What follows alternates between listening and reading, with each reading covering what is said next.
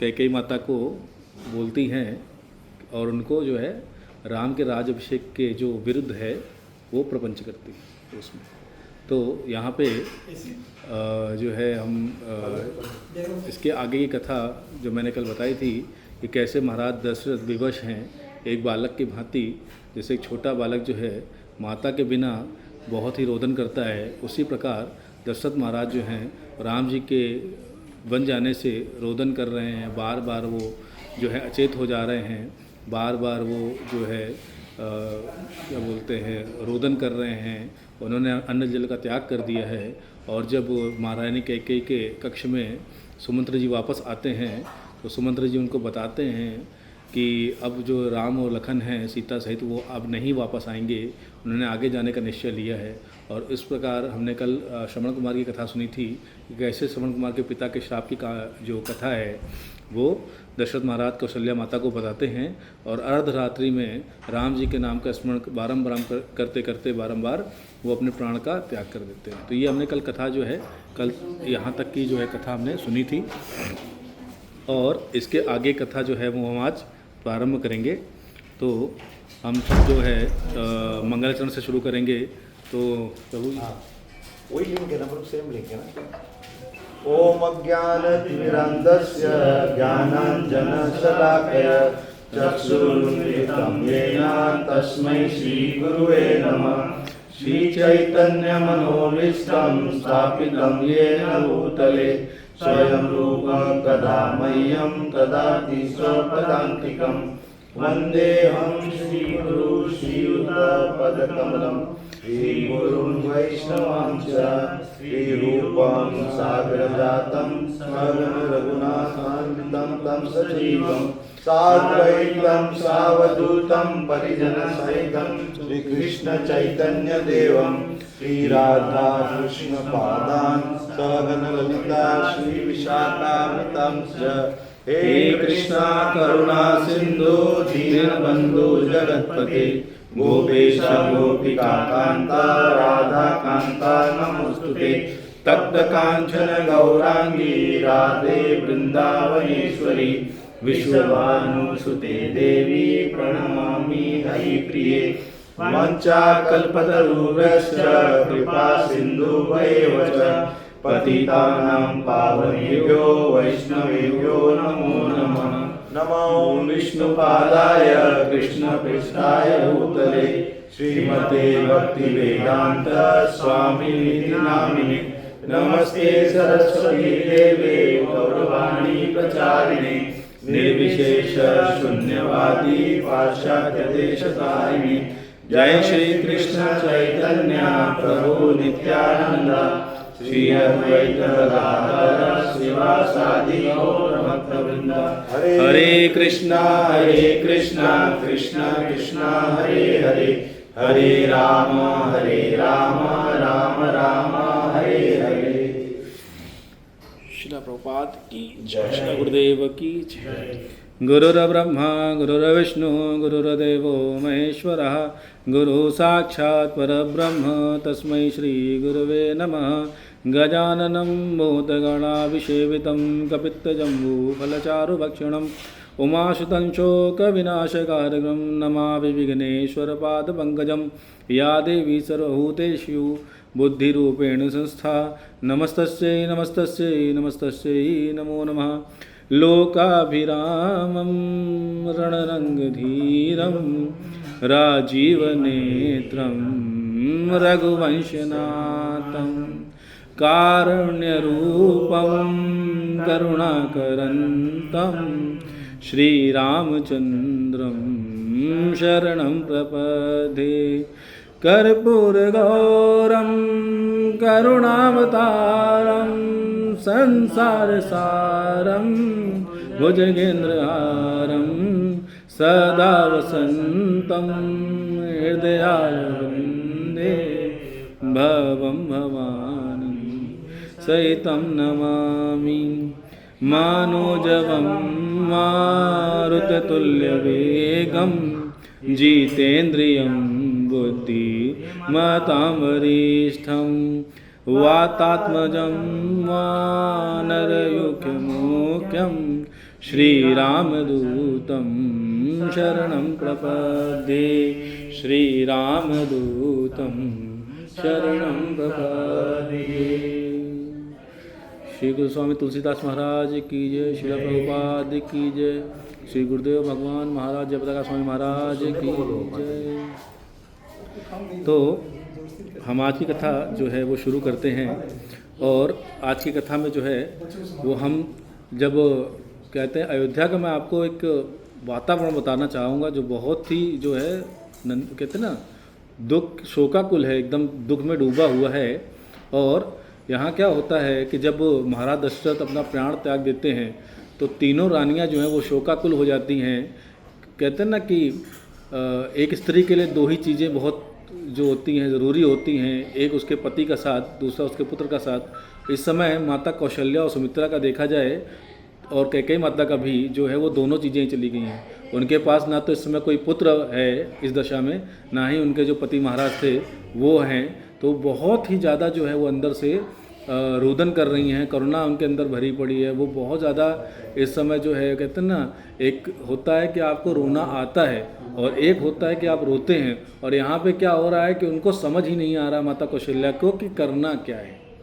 सामने पति का मृत शरीर है और पुत्र भी नहीं है, दो पुत्र वन को चले गए हैं, दो पुत्र मामा के यहाँ हैं। उस समय आप सोचिए कि माता कौशल्या के पास सुमित्रा जी के अलावा कोई जो है वहाँ पे है ही नहीं। माता कैकेयी के भवन में जब ये संदेश जाता है और आर्य सुमंत्र जी जो है वो नगर में ये घोषणा कराते हैं कि जो हमारे महाराज दशरथ हैं वो अब हमारे बीच में नहीं रहे। अब आप अयोध्या की प्रजा के बारे में सोचिए, जिनके प्राण तो राम जी के साथ ही चले गए हैं, ठीक है, जिनके प्राण जो हैं राम जी के साथ ही चले गए हैं। और वो लोग जो हैं अंदर से ऐसे ही टूटे हुए थे, और उनको अगर उनको पता चले कि हमारे जिनको हम प्रेम करते थे प्रभु को वो चले गए, और जो हमारे पिता समान हमारे महाराज थे अब वो भी हमें चले गए हैं, तो अयोध्या की प्रजा जो है उस समय जो अपने आप को अनाथ जैसा वो है प्रतीत होता है उनको, कि अब हमारे सर पे जो है अब कोई नहीं बचा, अब कोई छत्र नहीं है, कोई जो है हमारा देखने सुनने वाला नहीं है। इतना उनको अंदर से दुख हो रहा है। और वहाँ पे सब जितनी भी दासियाँ हैं, सैनिक हैं, जो भी अयोध्या में जितने लोग भी सजीव हों निर्जीव हों, चाहे पशु हों पक्षी हों, कोई भी हो, वो सब के सब जो है अंदर से करुणा से भरे हुए रोदन कर रहे हैं। और यह जो है वहाँ की स्थिति है आज की, ये वहाँ की स्थिति है। और यहाँ पे महाराज वशिष्ठ जो हैं जब उनको वो समाचार जाता है तो वो राजा महाराज के कक्ष में आते हैं, और महाराज के कक्ष में आकर के आर्य सुमंत को ये आज्ञा देते हैं कि महाराज का जो शरीर है उसको एक जो है कुंड में जो दिव्य तेल है जिससे उनकी जो बॉडी है वो वैसी की वैसी रहेगी, उस तेल में उनको जो है रख दिया जाए, ताकि जब महाराज भरत को आएँ तब तक ये जो बॉडी है वो खराब ना हो शरीर। तो उस समय ऐसा पहले से व्यवस्था हुआ करती थी। तो औषधालय में ये जब सूचना जाती है कि महाराज दशरथ अब नहीं रहे, तो वो लोग उसी समय रोते रोते जो है वो तेल का जो है निर्माण कर रहे हैं, वो तेल को बना रहे हैं, रोते जा रहे हैं। उनको एक दुख तो श्री राम जी के जाने का था, दूसरा उनके पिता समान जो महाराज थे, किसी के कहते हैं दादा समान से, किसी के परदादा समान से, क्योंकि महाराज दशरथ जो है 3000 वर्ष तो उन्होंने जो है अयोध्या पे राज किया है। तब लोगों की जो औसतन आयु थी वो 10,000 वर्ष की थी, बराबर प्रभु, त्रेता युग में। तो आप सोचिए कितनी पीढ़ी के लोग वहाँ पे रो रहे होंगे, जिन्होंने राजा दशरथ को राजा बनते देखा, जिन्होंने कहते हैं ना उनका बालपन देखा हो, जिन्होंने उनकी का राज्य देखा, और जिन्होंने उनके पुत्र का जाना यानी कि राम जी के बन जाना देखा हो, इतने पीढ़ी के लोग वहाँ पर जो हैं रुदन कर रहे हैं। और गोस्वामी जी बोलते हैं इसी के साथ जब राजा का जो शरीर है वो मंत्रोच्चार के साथ ऋषि मुनि जब उस तेल में उसको कहते हैं वहाँ पे रख देते हैं, उसके बाद वशिष्ठ जी जो है अपने मंत्री को बोलते हैं कि आप एक काम करिएगा, जैसे एक निमंत्रण भेजा जाता है राजकुमार को वापस लाने के लिए, सेम उसी दशा में जो है आप निमंत्रण लेके जाइएगा। आप वहाँ पे किसी को ये मत बताइएगा कि महाराज दशरथ जो है वो अब नहीं रहे, क्योंकि अगर ये वहाँ बता देते तो कारण बताना पड़ता कि क्यों नहीं रहे। और जो भी हो, एक कहते हैं ना कुल गुरु होने के नाते वो नहीं चाहते थे कि उनकी जो कुल की है वो मानहानि हो और लोगों को पता चले कि यहाँ क्या हुआ है अयोध्या में।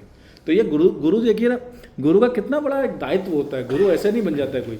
गुरु का जब कोई पदभार लेता है तो वो अपने शिष्य का, उसके कुल का, उसकी मर्यादा का, हर चीज़ का ध्यान रखता है। वशिष्ठ जी का सोचिए, जिन्होंने महाराज दशरथ को राजा बनाया है, जो राम जी को राजा बनाना चाह रहे थे, आज उनके देखा जाए तो पूरे साम्राज्य में एक वही बचे हैं और वहाँ पे कोई संभालने वाला नहीं है। महर्षि वशिष्ठ का आप सोचो, ब्रह्म ऋषि हैं, उनकी अवस्था सोचो आप। उन्होंने महाराज दशरथ को राजा बनाया, जिनका राज तिलक किया, जो उनके सामने पले बड़े, उनकी शिक्षा भी वशिष्ठ जी ने करी थी। वशिष्ठ जी के सामने महाराज दशरथ राज नहीं है। तो आज देखा जाए तो पूरी अयोध्या जो है वो अनाथ के जैसी हो गई है, उनका वहाँ पे आज कोई नाथ नहीं है। और यहाँ पे जब वो मंत्री है, वो सारी जो वस्तुएं हैं जो ले जाई जाती हैं, ठीक है, वस्त्र, श्रृंगार, मिठाइयाँ, फल, जो सब जो है वो ले करके कई देश के लिए जो है वो प्रस्थान कर जाते हैं। और इधर भगवान राम जो हैं वो भरद्वाज मुनि के आश्रम में आते हैं। भरद्वाज मुनि उनका जो है उनको जो है स्वागत करते हैं। स्वागत करने के बाद उनको बोलते हैं कि कृपया करके आज हमारे आश्रम में ही जो है आप रुकें और हमारे आश्रम में ही जो है वो भोजन ग्रहण करें। तो राम जी बोलते हैं मैं भोजन तो नहीं ग्रहण कर सकता। तब ऋषि जो हैं भरद्वाज जी उनको बोलते हैं कि आपके वचन में ये कहीं नहीं लिखा कि आप प्रसाद नहीं ले सकते। आप जो है किसी का आतिथ्य स्वीकार राजा का नहीं कर सकते हैं, किसी नगर में नहीं जा सकते हैं, किसी रिश्तेदार के नहीं जा सकते हैं, लेकिन ऋषि के आश्रम में अगर कोई प्रसाद मिल रहा है तो उसके लिए आपको मनाही नहीं है। तो उसमें भगवान भी बोलते हैं कि ठीक है प्रभु, मैं आपका आतिथ्य स्वीकार करता हूँ, मैं कभी भी किसी को मुनि कर मना नहीं कर सकता हूँ, लेकिन मैं जो है वो फल ही लूँगा, जो फ्रूट है, फल है, वही लूँगा। मैं आपका जो भी मिष्ठान है, जो भी बाकी चीज़ें व्यंजन है, वो नहीं लूँगा।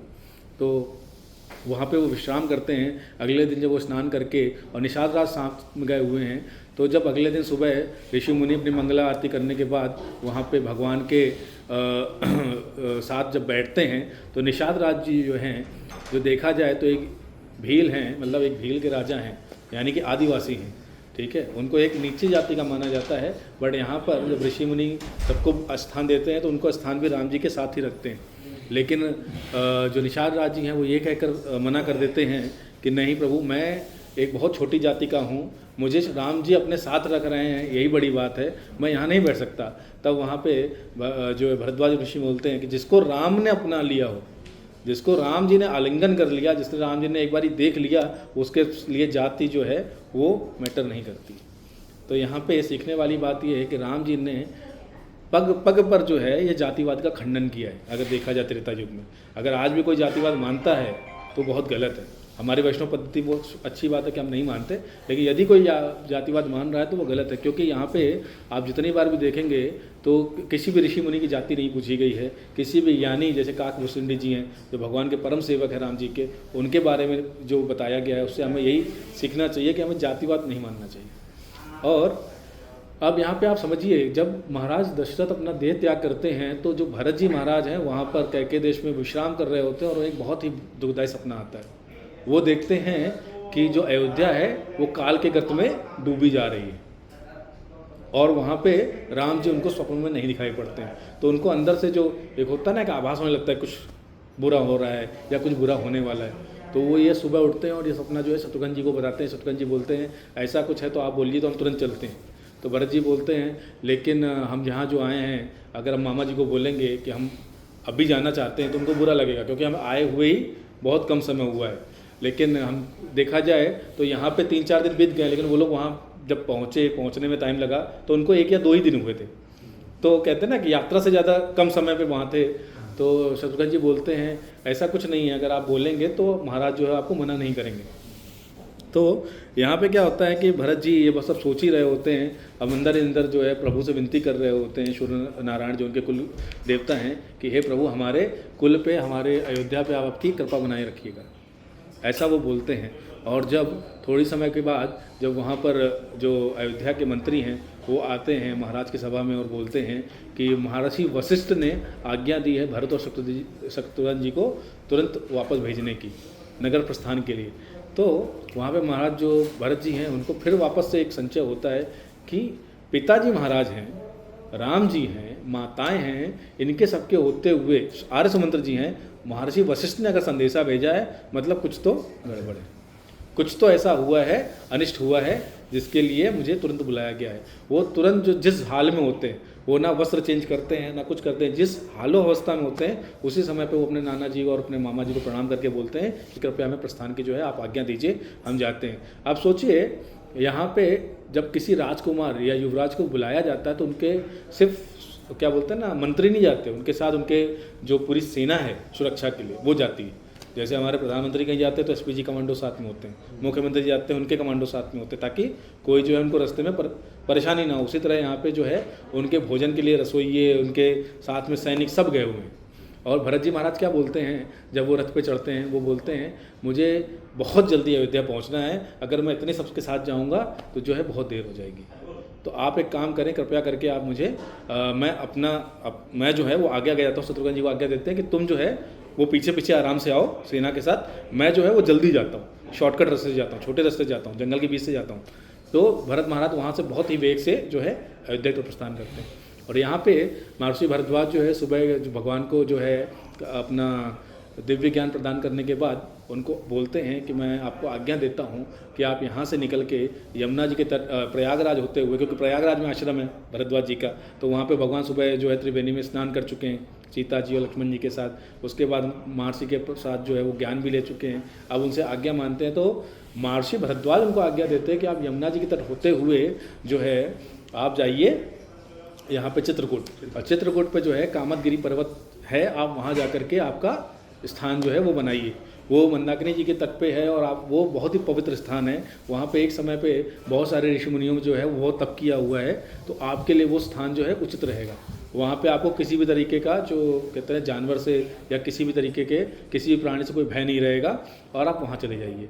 तो भगवान राम को भी भान हो चुका है मन में कि जो पिताजी महाराज हैं वो नहीं रहे हैं, क्योंकि भगवान को सब कुछ पता है, लेकिन भगवान लीला नहीं दिखा सकते कि मुझे ज्ञात है, ठीक है। तो वहाँ से वो लोग जो है यहाँ पे प्रयागराज से होते हुए यमुना जी के स्नान लेते हुए सीता जी यमुना जी की आरती करती हैं। वहाँ पर जितने भी जो देव स्थान उस समय त्रेता युग में थे उन देव स्थानों को पूजन करती हैं। और यहाँ पे गोस्वामी जी बोलते हैं कि जहाँ जहाँ से प्रभु जा रहे हैं, जहाँ जहाँ जिस जिस स्थान से होते हुए जा रहे हैं, वहाँ के चाहे वो गांव के ग्रामीण हों, चाहे वो नगर के वासी हों, चाहे वो क्या बोलते हैं पशु पक्षी हों, वो सब लोग बहुत ही मंगलमय तरीके से उनका दर्शन करते जा रहे हैं।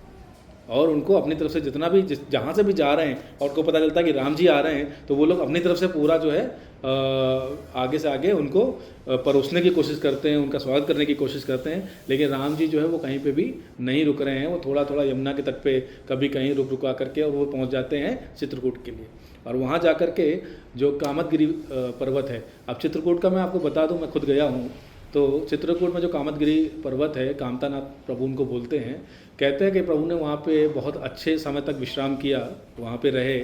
और जब वो वहाँ से जा रहे थे आगे के लिए, जो मैं आगे कथा सुनाऊंगा, तो कामदगिरी पर्वत को वो आशीर्वाद दे करके जाते हैं कि मैं आपको आशीर्वाद देता हूँ कि जो आपके दर्शन करके और आपकी परिक्रमा करेगा वो आपसे जो भी चाहे वो वर प्राप्त कर सकता है। इसलिए यूपी और एमपी के लोग, क्योंकि वो एकदम बॉर्डर पे हैं, तो वहाँ पे चित्रकूट लोग अमावस्या और पूर्णिमा में जाते हैं। अगर आप देखेंगे तो वो, अगर हम बोल सकते हैं एक तरह से कि वो त्रेता युग के जो है गिरिराज गोवर्धन है। और सेम जो प्रोसेस है, अगर आप देखेंगे गिरिराज जी को भगवान कृष्ण का आशीर्वाद है कि उनकी जो भी परिक्रमा करके उनसे जो भी चाहे वो अपनी इच्छा पूरी कर सकता है। तो यहाँ दोनों चीज़ें जो हैं, दोनों पर्वतों की जो कथा है ना, वो एकदम कहते हैं ना सिमिलर है, सेम है। तो भगवान वहाँ पे चले जाते हैं। और यहाँ पे जब भरत महाराज जब कहते हैं ना कि अयोध्या के जब प्रवेश कर रहे हैं, अब आप सोचो कि ये एक भवन है, ठीक है, ये शहर है, और ये शहर जो है यहाँ पे सब कुछ सही चल रहा है आज के डेट में, और अचानक से क्या बोलते हैं एक आंधी तूफान आए और सब जो है मटमैला हो जाए। तो सबसे पहले लोग क्या करेंगे? लोग अपनी खिड़की दरवाजे साफ़ करेंगे, सब चीज़ें साफ़ करेंगे, ठीक है। लेकिन अयोध्या का कैसा, जैसे भगवान भरत जी महाराज अयोध्या के अंदर प्रवेश कर रहे हैं, उनको ऐसा अनुभूत होता है कि जैसे पता नहीं कहाँ पे वो आ गए, उनको अपना नगर दिख ही नहीं रहा है। वो बोल रहे हैं कि जब गोस्वामी जी बोलते हैं, और जो अपने वाल्मीकि जी हैं उनकी रामायण से भी मैं आज पढ़ रहा था, वो बोलते हैं कि जब भरत जी महाराज प्रवेश कर रहे हैं अयोध्या में, तो उनको कुछ भी मंगल जो है प्रतीत नहीं हो रहा है। उनको अंदर से बहुत ही कहते हैं ना अपशगुन प्रतीत हो रहे हैं। और जब वो अंदर आके देखते हैं तो देखते हैं कि जो गाय हैं वो मायूस बैठी हुई हैं, बछड़े भूखे हैं, लोगों के कहते हैं ना स्त्रियों ने कोई तिलक नहीं किया हुआ है, किसी के घर के सामने झाड़ू नहीं लगी हुई है, कोई भी जो मंदिर है वहाँ पे कोई देवी पूजन नहीं हुआ है, कहीं पे कोई फूल नहीं चढ़े हुए हैं। और जब आगे बढ़ते हैं देखते हैं पक्षी जो हैं एकदम सर झुका करके अपने जो है पेड़ पे बैठे हुए हैं। और ये दृश्य देख करके ना उनका जो मन है वो और भयभीत हो जाता है, उनको लगता है कुछ तो अनिष्ट हुआ है यहाँ पे। और जैसे जैसे आगे बढ़ते हैं तो जितने भी उनको नगर में लोग दिख रहे हैं वो सब जो है उनकी आंखें नम हैं, सब रो ही रहे हैं और उनको लगता है कुछ तो ऐसा हुआ है जो बहुत बुरा है और ऐसा नहीं होना चाहिए। और वो जब जाते हैं, जाने के बाद सबसे पहले वो महाराज दशरथ के महल में जाते हैं और जब वहाँ पे महाराज दशरथ उनको नहीं मिलते हैं तो वो भाग करके जाते हैं माता कैकेयी के भवन में, क्योंकि जो महाराज दशरथ हैं या तो वो अपने भवन में मिलते थे या सबसे ज़्यादा कैकेयी माता के भवन में मिलते थे।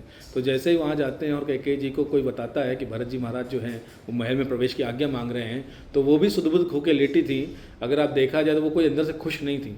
उन्होंने भी अपना पुत्र खोया था क्योंकि वो भी राम जी से बहुत प्रेम करती थी। राम जी चले गए थे और यहाँ पे माता जो है अपना सुहाग भी खो चुकी थी। वो बाकी माताओं से ज़्यादा दुखी इसलिए भी थी कि बाकी माताओं के साथ तो कहीं ना कहीं प्रजा, मंत्री, आर्य सुमंत, वशिष्ठ, इनका सबका आशीर्वाद है, ये लोग उनको समझा रहे हैं। कैकेयी जी का तो ऐसा लगता था जैसे राजा दशरथ ने पूरे नगर ने त्याग कर दिया हो कि उनसे कोई बात करने दो। अब आप सोचो कि आप छोटे से एक दुख में, बहुत बड़े दुख में हो और आपसे कोई बात भी ना करे तो आपको कितना डिप्रेशन हो जाएगा अंदर ही अंदर। तो उनका आप सोचो जब उनको पता चलता है उनका पुत्र आ गया तो कहीं ना कहीं वो अपने आप को समेटती हैं और समेट करके जो है वो अपने पुत्र के लिए जाती हैं। अब यहाँ पे जो महारानी कैकेयी हैं, इन्होंने अभी तक जो है अपना श्रृंगार का त्याग नहीं किया है, वो वैसी ही हैं। जिस समय पे महाराज दशरथ ने उनका त्याग किया तो उन्होंने सिर्फ अपने आभूषण फेंके थे, लेकिन उन्होंने अपने वस्त्र अभी नहीं बदले हैं महाराज के त्याग के बाद, वो वैसे ही उसी दशा में हैं। और यहाँ पे जो वशिष्ठ जी हैं वो अंदर राजा के शव के पास जा कर के मंत्रोच्चारण जो होता है, एक पाठ होता है आत्मा शांति के लिए, वो पाठ करवा रहे हैं। तो जब भरत जी महाराज जाते हैं तो कैकेयी माता को प्रणाम करते हैं, उनसे आशीर्वाद लेते हैं। और जो माता कैकेयी हैं वो उनसे अपने मायके का हालचाल पूछती हैं, सब पूछती हैं कैसे हो, क्या हो, कैसे। तो भरत जी बोलते हैं पता नहीं मुझे अंदर से क्यों अनिष्ट मुझे महसूस हो रहा है, बार बार मुझे ऐसा क्यों लगता है कि अयोध्या में सब कुछ ठीक नहीं है। मैं जितना भी मैंने अभी तक अयोध्या का दर्शन किया है उसमें मुझे कुछ भी मंगल दिखाई नहीं पड़ रहा है। माताजी पिताजी कहाँ हैं, पिताजी महाराज जो हैं मुझे अभी तक जो है वो उनके दर्शन नहीं हुए, क्या वो यहाँ नहीं है। तो महारानी कैकेयी जो हैं वो अपने आप को समेटती हैं, समेट करके उनको बोलती हैं कि आप तुम्हारे पिताजी जो हैं, जैसे हर मनुष्य की एक गति का समय आता है, तुम्हारे पिताजी भी जो है वो स्वर्गवास उनका हो चुका है। और जैसे ही ये समाचार भरत जी महाराज सुनते हैं, गोस्वामी जी बोलते हैं, वो अचेत होकर के बेहोश हो जाते हैं, क्योंकि उनको ऐसा कुछ भान नहीं था कि पिताजी महाराज जो अभी स्वस्थ हैं, सब कुछ ठीक है और अभी इतने अच्छा हम लोगों ने विवाह महोत्सव किया उसमें थे, और पिताजी महाराज ऐसे कैसे हम सबको छोड़ के चले जा सकते हैं। तो भरत जी महाराज जो है अचेत हो जाते हैं और अचेत होने के बाद माता कैकेयी उनको जैसे तैसे होश में लाती हैं। वो उठते हैं, अपनी माँ से लिपट के बहुत ज़्यादा रोते हैं कि हे माता, पिताजी हमें छोड़ के कैसे चले गए, हे माई, पिताजी हमें छोड़ के कैसे चले गए, मैं कैसे रहूँगा उनके बिना। अभी तक तो उनसे बहुत कुछ सीखना माँ की था, उनसे जो है अपना कूटनीति, राजनीति, ये सब सीखना था, बहुत सारी चीज़ें उनके सामने करनी थी। मुझे तो लगा था कि हमें जब बुलाया गया है वो शायद महाराज के मन में आया होगा कि राम का अभिषेक कर दें, इसलिए जल्दी बुलाया होगा। मुझे नहीं पता था कि ये दुख समाचार के चलते मुझे बुलाया गया है। तो भरत जी महाराज जो है रोदन कर रहे हैं, माता कैकेयी उनको शांत करा रही हैं। और जब वो बोलते हैं कि अब हे माता, मुझे बताइए कि मेरे राम जी कहाँ हैं, मेरे भैया राम कहाँ हैं, क्योंकि अब जो है वो कुल में वही बड़े हैं और जो बड़ा भाई होता है वो पिता समान होता है, बड़ा भाई जो है वो पिता समान होता है। तो अब मैं जाकर के उनसे मिलता हूँ, शायद उनका जो दुख है वो थोड़ा कम हो जाए। तो माता कैकेयी उस समय तो थोड़ा सपका जाती हैं कि थोड़ा सा डर लगता है उनको कि मैं किस मुँह से बताऊँ कि क्या हुआ। तो सबसे पहले तो वो बोलती हैं वो सब छोड़ो, तुम थोड़ा सा जल ग्रहण कर लो। वो बोलते नहीं, आप मुझे कारण बताएं कि किस कारण से मेरे जो पिताजी हैं उनका स्वर्गवास हुआ। क्या उन्हें कोई बीमारी हुई थी, क्या उन्हें किसी सर्प ने काट लिया, क्या किसी शत्रु ने उन पर आघात किया, या किसी दास ने जो है हमारे साथ अनिष्ट किया, क्या हुआ क्या था जो पिताजी महाराज का अचानक से स्वर्गवास हो गया। तो माता कैकेयी उनको बताती हैं कि वो जो हैं तुम्हारे पिताजी, उनको सदमा लगा था और वो राम के वियोग में नहीं रहे। तो बोले राम के वियोग में रहे मतलब राम भैया कहाँ हैं। तो उन्होंने बोला तुम्हारे पिताजी ने उनको वनवास दे दिया था। वो और ज़्यादा रोने लगते हैं कि अरे ऐसा क्या हो गया अयोध्या में 4 दिन में कि जो हमारे पिताजी महाराज हैं उनको राम भैया को वनवास देना पड़ा। क्या उन्होंने कोई ब्रह्म हत्या कर दी, किसी ब्राह्मण की हत्या कर दी थी? बोले नहीं। क्या बोले किसी पशु को मार दिया था बिना किसी कारण के? बोले नहीं। बोले क्या किसी के साथ उन्होंने अन्याय किया था? बोले नहीं। बोले कोई चोरी करी, कोई देशद्रोह किया? बोले नहीं। बोले महाराज के प्रति कोई अपराध किया? नहीं। तो बोले किस कारण से? अगर उनको वनवास दिया गया है, महाराज ने उनका त्याग किया, तो कोई ना कोई तो कारण होगा ना। और माता कह के बता ही नहीं पाती हैं, बोलती नहीं मैंने जो है वो उनसे वचन मांगे थे। और जैसे वो अपने वचनों की कथा सुनाती हैं, भरत जी महाराज जो हैं उनको समझ में नहीं आता है कि वो क्या करें। उनको क्रोध भी आ रहा है, उनको रोना भी आ रहा है, उनका दिमाग काम करना बंद कर देता है। और उस समय जो है वो उस समय माता कैकेयी के ऊपर इतना ही बोल के चले जाते हैं कि तुम मेरी माता नहीं हो सकती, तुम जो है मेरी माता नहीं हो सकती, क्योंकि मेरी माँ, कोई भी माता अपने पुत्र का अपयश नहीं चाहती, और तुमने जो किया उससे मुझे अपयश ही अपयश मिलना है।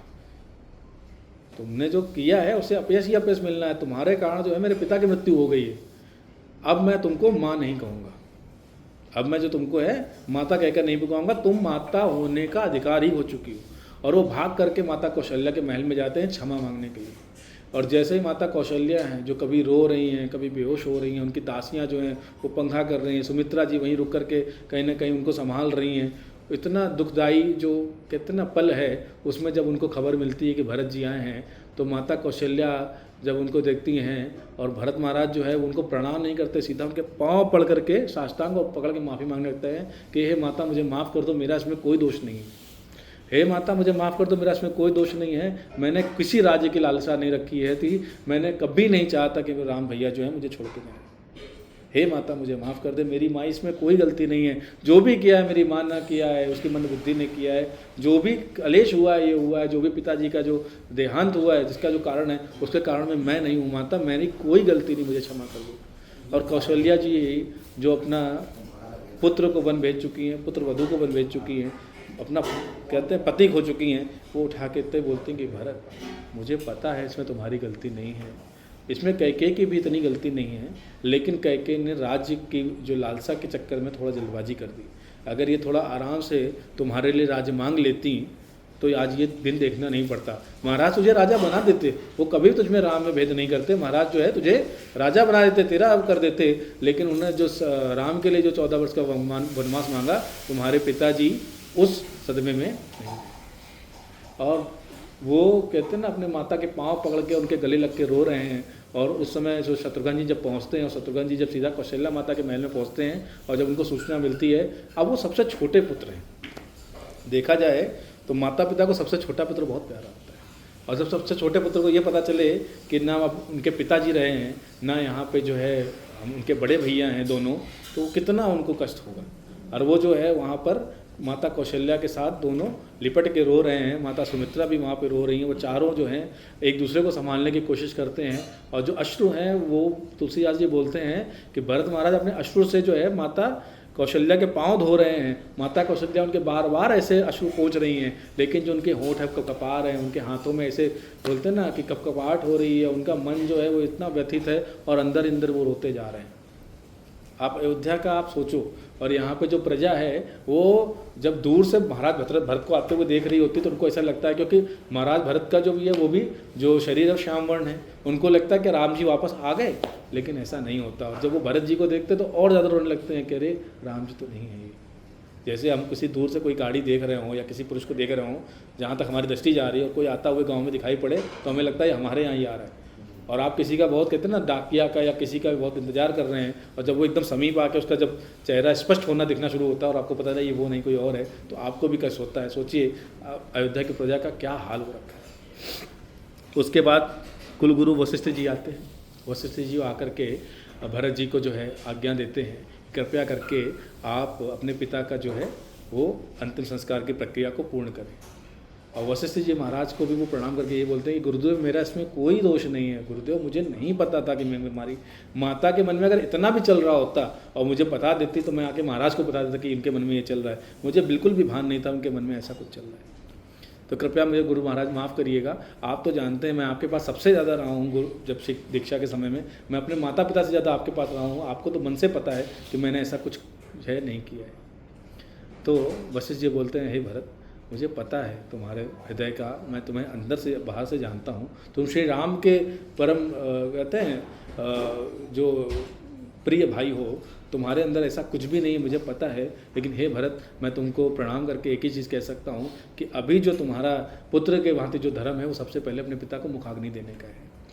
और यहाँ पे जो है सभी के वस्त्र चेंज किए जाते हैं, जैसा कि आपने देखा होगा कहना चाहिए या नहीं कि माताओं के भी जो हैं वो वस्त्र छिंज किए जा रहे हैं, उनके जो उस समय का एक प्रक्रिया थी कि उनकी चूड़ियाँ तोड़ी जा रही हैं, उनके मांग का टीका हटाया जा रहा है, वो जो वस्त्र पहनती थी रेशम के वो छोड़ करके उन्हें सूती जो इतना सफ़ेद कलर की साड़ी आती थी उस समय वो उनको पहनाई जा रही है।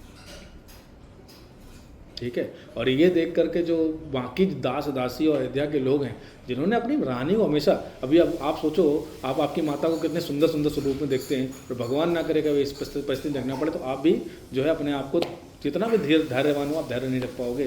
तो भरत जी महाराज और अयोध्या की प्रजा शत्रुघ्न जी के साथ जो है वो नहीं देख पा रही, और वशिष्ठ मुनि जो हैं इतने ब्रह्म ऋषि हैं, ब्रह्मज्ञानी हैं, फिर भी वो अपनी कुल वधुओं को जो है इस रूप में नहीं देख पा रहे।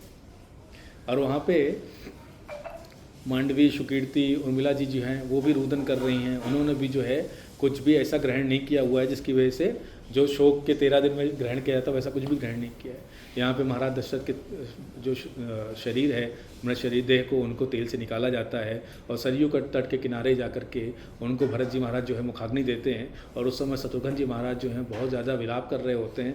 भरत जी उनको भी जो है गले लगा करके बहुत दोनों भाई रोदन करते हैं, और वो भरत जी उनको समझाते हैं कि शत्रु तो क्यों चिंता कर रहा है, मैं हूँ ना, तो चिंता ना कर, मैं आ गया हूँ, मैं सब ठीक कर दूंगा, सब मेरी वजह से हुआ ना, तो मैं सब कुछ ठीक कर दूंगा, ऐसा वो बोलते हैं। और उसके बाद जो 13 दिन के 13वीं की प्रक्रिया होती है वो पूर्ण की जाती है। महाराज दशरथ की जो आत्मा को उनको भोजन दिया जाता है, ब्राह्मण और ऋषियों को बुला करके उनकी आत्मा शांति का पाठ कराया जाता है, और 13 दिन बाद यज्ञ करके जो है पूरी शुद्धि की जाती है महल की और नगर की। ये उस समय है, अभी भी हमारे घरों में ऐसा होता है कि आत्मा शांति के बाद जो है शुद्धि के लिए यज्ञ और हवन कराए जाते हैं। ये सब होने के बाद सबसे पहले वशिष्ठ मुनि जो है भरत जी को आदेश देते हैं कि महाराज की आज्ञा अनुसार, महाराज की आज्ञा और वचन के अनुसार आप राज्य का जो है, आप राज्य के राजा के रूप में इस राज्य को ग्रहण कीजिए, और मैं आपको ये आदेश देता हूँ। लेकिन भरत जी महाराज जो है विनम्र भाव से हाथ जोड़कर उनको मना कर देते हैं कि इस राज्य का उत्तराधिकारी मैं तो हो ही नहीं सकता, मैं जो है इस राज्य का उत्तराधिकारी तो हो ही नहीं सकता, मैं इस राज्य को ग्रहण नहीं करूँगा। तो वापस से मंत्रिमंडल बुलाया जाता है। मंत्रिमंडल बुलाने के बाद भरत जी जो है इतना ज़्यादा कोपित होते हैं पूरे मंत्रिमंडल के ऊपर, इतना ज़्यादा रोष करते हैं कि जब राजा जो है तुमसे पूछ चुके थे, एक मताधिकार हो चुका था, और आप सबने अपनी सहमति से राम जी को राजा मान लिया था, और आप सबने चुनाव करके बोला था कि राम जी ही राजा बनना चाहिए, तो जब राजा ने अपना मन बदला और उन्होंने बोला कि मैं भरत को बनाना चाहता हूँ, तो आप लोगों ने विद्रोह क्यों नहीं किया? आप इस राज्य के जो है वो सलाहकार सही है ही नहीं, आप लोग बहुत गलत कर रहे हैं, आपने ऐसा कैसे किया? अगर आपको मंत्री नियुक्त किया गया था तो आपने अपने अधिकारों का प्रयोग क्यों नहीं किया? आपने क्यों राजा के विरुद्ध जा करके जो है अपने हाथ में अधिकार क्यों नहीं ले लिया? क्यों ये राज्य का जो है उनको निष्कासित नहीं कर दिया? क्यों आप लोगों ने उनको जो है विपरीत जाके क्यों नहीं किया? और वो बहुत ज़्यादा क्रोधित करते हैं। तो वशिष्ठ जी उनको शांति से समझाते हैं कि हे भरत, ऐसा कुछ भी जो है हमें करने का, सोचने का समय भी नहीं था, क्योंकि जो मर्यादा पुरुषोत्तम राम जी हैं उन्होंने अपने पिता की आज्ञा को शिरोधार्य कर करके और वो वन को चले गए, और जब उन्होंने हमारे अपने कुल की परंपरा निभाने के लिए ये किया तो हम में से कोई भी विरोध जाके क्या ही कर लेगा। तो महाराज भरत जी को वापस से वशिष्ठ मुनि जो है वो आदेश देते हैं कि आप एक काम करिए, आप राजा बन जाइए। अब ये दूसरी बार बोल रहे हैं, पहली बार बोला कि महाराज की आज्ञा है, दूसरी बार बोलते हैं कि ये पूरा नगर जो है वो पूरा जो है अभी अनाथों के जैसा है, अगर आप राजा नहीं बनेंगे तो क्या मालूम कोई शत्रु आके यहाँ पे अटैक करके हमें जो है वो पूरा टेक ओवर ले ले हमसे। तो यहाँ पे राजा होना स्वाभाविक है, राजा होना ही चाहिए, आपको राजा बनना ही पड़ेगा। और महाराज भरत जो है उनसे हाथ जोड़ करके बोलते हैं कि इस पे मेरा किसी भी तरह से कोई अधिकार नहीं है, सिर्फ मेरी माता की वजह से मैं राजा नहीं बन सकता हूँ। आप सबका मत था राम जी राजा बने, महाराज का मन था राजा बने, मेरा मन है राजा बने, गुरुकुल के जो कुलगुरु वशिष्ठ जी उनका मन है राजा बने, तो राजा तो रामचंद्र जी ही बनेंगे। मैं आप सबसे आग्रह करता हूँ वशिष्ठ मुनि मुझे आज्ञा दें और हम सब मिलकर जो है वो जाएंगे राम जी को मनाएंगे और मना करके उनको लेकर के आएंगे और उनका राज्याभिषेक करेंगे। जो सामग्री आप सोचो, आप राजा बनने वाले हो, आपको सब लोग बोल रहे हैं आप राजा बन जाओ। आप देखिए त्याग क्या होता है। भरत जी महाराज सीखिए कि राजा चक्रवर्ती सम्राट बनने का उनको एक ऑफर मिला है, सारे के सारे लोग बोल रहे हैं आप बन जाइए, हम आपको राजा मानने रेडी हैं। आपके राजा कहते हैं ना, सबने हस्ताक्षर भी कर दिए हैं, आपकी सामग्री भी आ गई है, सिर्फ आपका अभिषेक करके और आपको मुकुट पहनाना है और आप मना कर दो कि मुझे नहीं चाहिए। ये होता है त्याग। हमें तो यहाँ पे कोई बोले ना कि वो पिताजी के वो जो पीछे वाले खेत हैं वो तुम्हारे भाइयों को नहीं पता है। तो अगर तुम उनका साइन लेके आ जाओ तो हम तुम्हारे अकाउंट में डाल देंगे। और ये होता है स्वाभाविक। यहाँ पे जो अभी आज कलयुग में देख रहे हो आप, जितना बुरा देख रहे हो उससे ज़्यादा, कई गुना ज़्यादा बुरा होता आ रहा है और होता जाएगा। क्योंकि कलयुग जो है 4,20,000 साल का है, ये यहाँ नहीं रुकने वाला है। अभी तो 5,000 कुछ वर्ष हुए हैं। अभी तो सोचो गोल्डन पीरियड चल रहा है कि हमारे चैतन्य महाप्रभु आकर सबको ये भगवत गीता भागवतम हरिनाम दे के गए। जब इसका प्रभाव 10,000 साल बाद खत्म हो जाएगा, सोचो क्या स्थिति होगी। इसीलिए हमारे इस्कॉन सबको बोलते हैं कि जितना ज़्यादा हो सके भक्ति कर लो। अगर नहीं गोलोक मिलेगा तो कम से कम किसी न किसी ब्रह्मलोक में आपको भगवान की सेवा का अवसर जरूर मिलेगा। बोले श्री रामचंद्र जी की जय। तो यहाँ पे ये कथा होती है, भगवान भरत जी जो है वशिष्ठ मुनि को से आज्ञा लेते हैं। वशिष्ठ मुनि भी मान जाते हैं कि चलो ठीक है तुम बोल रहे हो। तो अब क्योंकि देखा जाए तो राजा नहीं है बट वो वहाँ के कार्यकारी राजा थे। वो राजा नहीं है बट कार्यकारी जो हैं, राज परिवार सबसे बड़े जो हैं आज की डेट में वो भरत जी हैं। और भरत जी की आज्ञा तो वो भी नहीं टाल सकते। तो जो है नगर में ड्यूटी पिटवा दी जाती है। भरत जी महाराज स्वयं जाके सबको बोलते हैं कि हम मैं आप सबका अपराधी हूँ, मैं आप सबसे क्षमा याचना करता हूँ, मेरा इसमें कोई दोष नहीं है। अगर आप मुझे चाहते हैं तो मुझे एक मौका दीजिए और मैं इस मौके में मांगता हूँ कि आप सब मेरे साथ जो है श्री राम जी के साथ पास चलिए और उनको लेके आएंगे हम लोग। और यहाँ पे राम जी जब चित्रकूट जा रहे होते हैं तो वो जब चल रहे होते हैं वनों में, तो आप नंगे पाँव चलिएगा, ठीक है। अगर आप खड़ाऊँ पहन के भी चलेंगे तो कहीं ना कहीं आपको कुछ ना कुछ लग ही जाता है झाड़ियों साइड से, कोई कांटा लग रहा है, कोई कंकड़ लग रहा है। तो वहाँ पे जब उनको लग रहा होता है कांटा, तो अब क्या है कि शिष्टाचार देखिए कहाँ पे है कि लक्ष्मण जी जो हैं वो चाहते हैं कि आगे जाकर जो मैं झाड़ियाँ हैं वो साफ़ कर दूँ और जो कंकड़ है वो हटा दूँ ताकि जो प्रभु हैं उनको कष्ट ना हो। लेकिन शिष्टाचार ये बोलता है कि बड़े भाई से आप आगे नहीं चल सकते, ठीक है। तो सबसे पहले राम प्रभु चल रहे हैं, उनके ठीक पीछे परछाई में उनके सीता माता चल रही हैं और सबसे पीछे जो है वो लक्ष्मण जी चल रहे हैं। लक्ष्मण जी को ना चाहते हुए भी एक साफ रास्ते में चलना पड़ रहा है क्योंकि प्रभु जो है अपने भाई के लिए कष्ट जो है मिटाते हुए जा रहे हैं। और राम प्रभु सबसे ये विनती मनी मन कर रहे हैं कि जो मेरा भरत आएगा ना, जब मेरा भरत आएगा तो तुम में से कोई भी उसके पाँव में मत लगना। जब मेरा भरत आएगा तो उनमें से कोई भी पाँव में मत लगना, क्योंकि राम जी को पता है कि भरत को जैसे मालूम पड़ेगा वो सब छोड़ छाड़ के मेरे पीछे आ जाएगा। वो जानते हैं अपने भाई को। आजकल सगे भाई की नहीं बनती, आप सोचो, आजकल सगे भाई की नहीं बनती, जुड़वा भाई की नहीं बनती। तो ये तो बहुत बड़ी बात है सीखने वाली। भरत जी महाराज जो है पूरे राज्य कहते हैं ना, राज अभिषेक का सामान लेके, राज अभिषेक की सामग्री लेकर के, ऋषि को लेकर के, वशिष्ठ जी को लेकर के, अयोध्या के प्रजा मंत्रिमंडल को लेकर के, तीनों माताओं को और उनकी पत्नियों को जो है, सिर्फ उर्मिला जी को छोड़ के, उर्मिला जी नहीं गई थी, उर्मिला जी को छोड़ के जब वहाँ जा रहे होते हैं तो मांडवी जी को मांडवी जी द्वारा भरत जी वचन दे के जाते हैं उर्मिला को कि उर्मिला को बोलो कि अब जो है तुमको ज़्यादा प्रतीक्षा नहीं करनी पड़ेगी, मैं तुमको लेके आया था, तुम मेरे छोटे भाई की पत्नी हो, मेरी पुत्री समान हो, तो मैं लक्ष्मण को भी लेके आऊँगा, तो तुम्हारा जो है ये इंतज़ार 14 वर्ष का नहीं चलेगा। और यहाँ पे जब वो निकलते हैं और चलते हैं तो अयोध्या की सीमा के पास जैसे ही पहुँच रहे होते हैं तो जो निषाद राज हैं उनके गुप्तचर बोलते हैं कि अयोध्या के जो राजा हैं वो बहुत बड़ी सेना लेकर के जा रहे हैं, अयोध्या के जो राजा हैं वो बहुत बड़ी सेना लेकर के जा रहे हैं और मुझे लगता है भरत जी जो है वो राम जी के पीछे जा रहे हैं और वो राम जी के ऊपर जो है वो अपना क्या बोलते हैं युद्ध करने जा रहे हैं, उनसे उनको मारना चाहते हैं ताकि 14 साल बाद भी प्रभु जो है वापस ना पाए। निषाद राज जी जो हैं वो एकदम कोपित हो जाते हैं, बोलते हैं हमारी क्षमता तो नहीं है लेकिन सारे के सारे लोगों को बुलाओ, सारे भीलों को बुला करके एक ऐसे दीवार खड़ी कर दो उनके सामने ताकि जो सीमा अयोध्या की सेना है वो हमारे नगर में प्रवेश ही न कर पाए, क्योंकि गंगा जी को पार करने के लिए उनके नगर में प्रवेश जरूरी था शिंगणापुर में। तो निषाद राज जी जो है वो लोगों को लेकर के जितने भी थे उनके नगर में उसको लेकर के ऐसे एक के पीछे एक जो है अपने अपने भाला कहते हैं गड़ासा और वो जो क्या बोलते हैं अपना किससे खाते हैं वो खेत काटने वाला क्या आता है वो हसिया लेकर आ जाते हैं कि आज जो भी होगा मर जाएंगे लेकिन इनको आगे नहीं जाने पाएंगे, इनको रोकने की कोशिश करेंगे। तो जब भरत जी महाराज को आर्य समुद्र बताते हैं कि ये जो नगर है हमारी सीमा के बाहर ये आपके भ्राता श्री राम जी के जो है मित्र निषाद राज जी का है, वो इतना पुलकित हो जाते हैं कि अरे मेरे भैया के मित्र का नगर है ये। जैसे हमको एक समय पे बचपन में बुआ का घर और मामा का घर अच्छा लगता था, उसी भांति भरत जी महाराज को इतना प्रसन्नता होती है कि वो जब अयोध्या की नगरी से निकलते हैं तो वो प्रणाम करते हैं उस धरती को कि राम जी यहाँ आपको छोड़ के गए थे ना, यहाँ छोड़ के गए थे ना सोता हुआ, ठीक है कोई बात नहीं।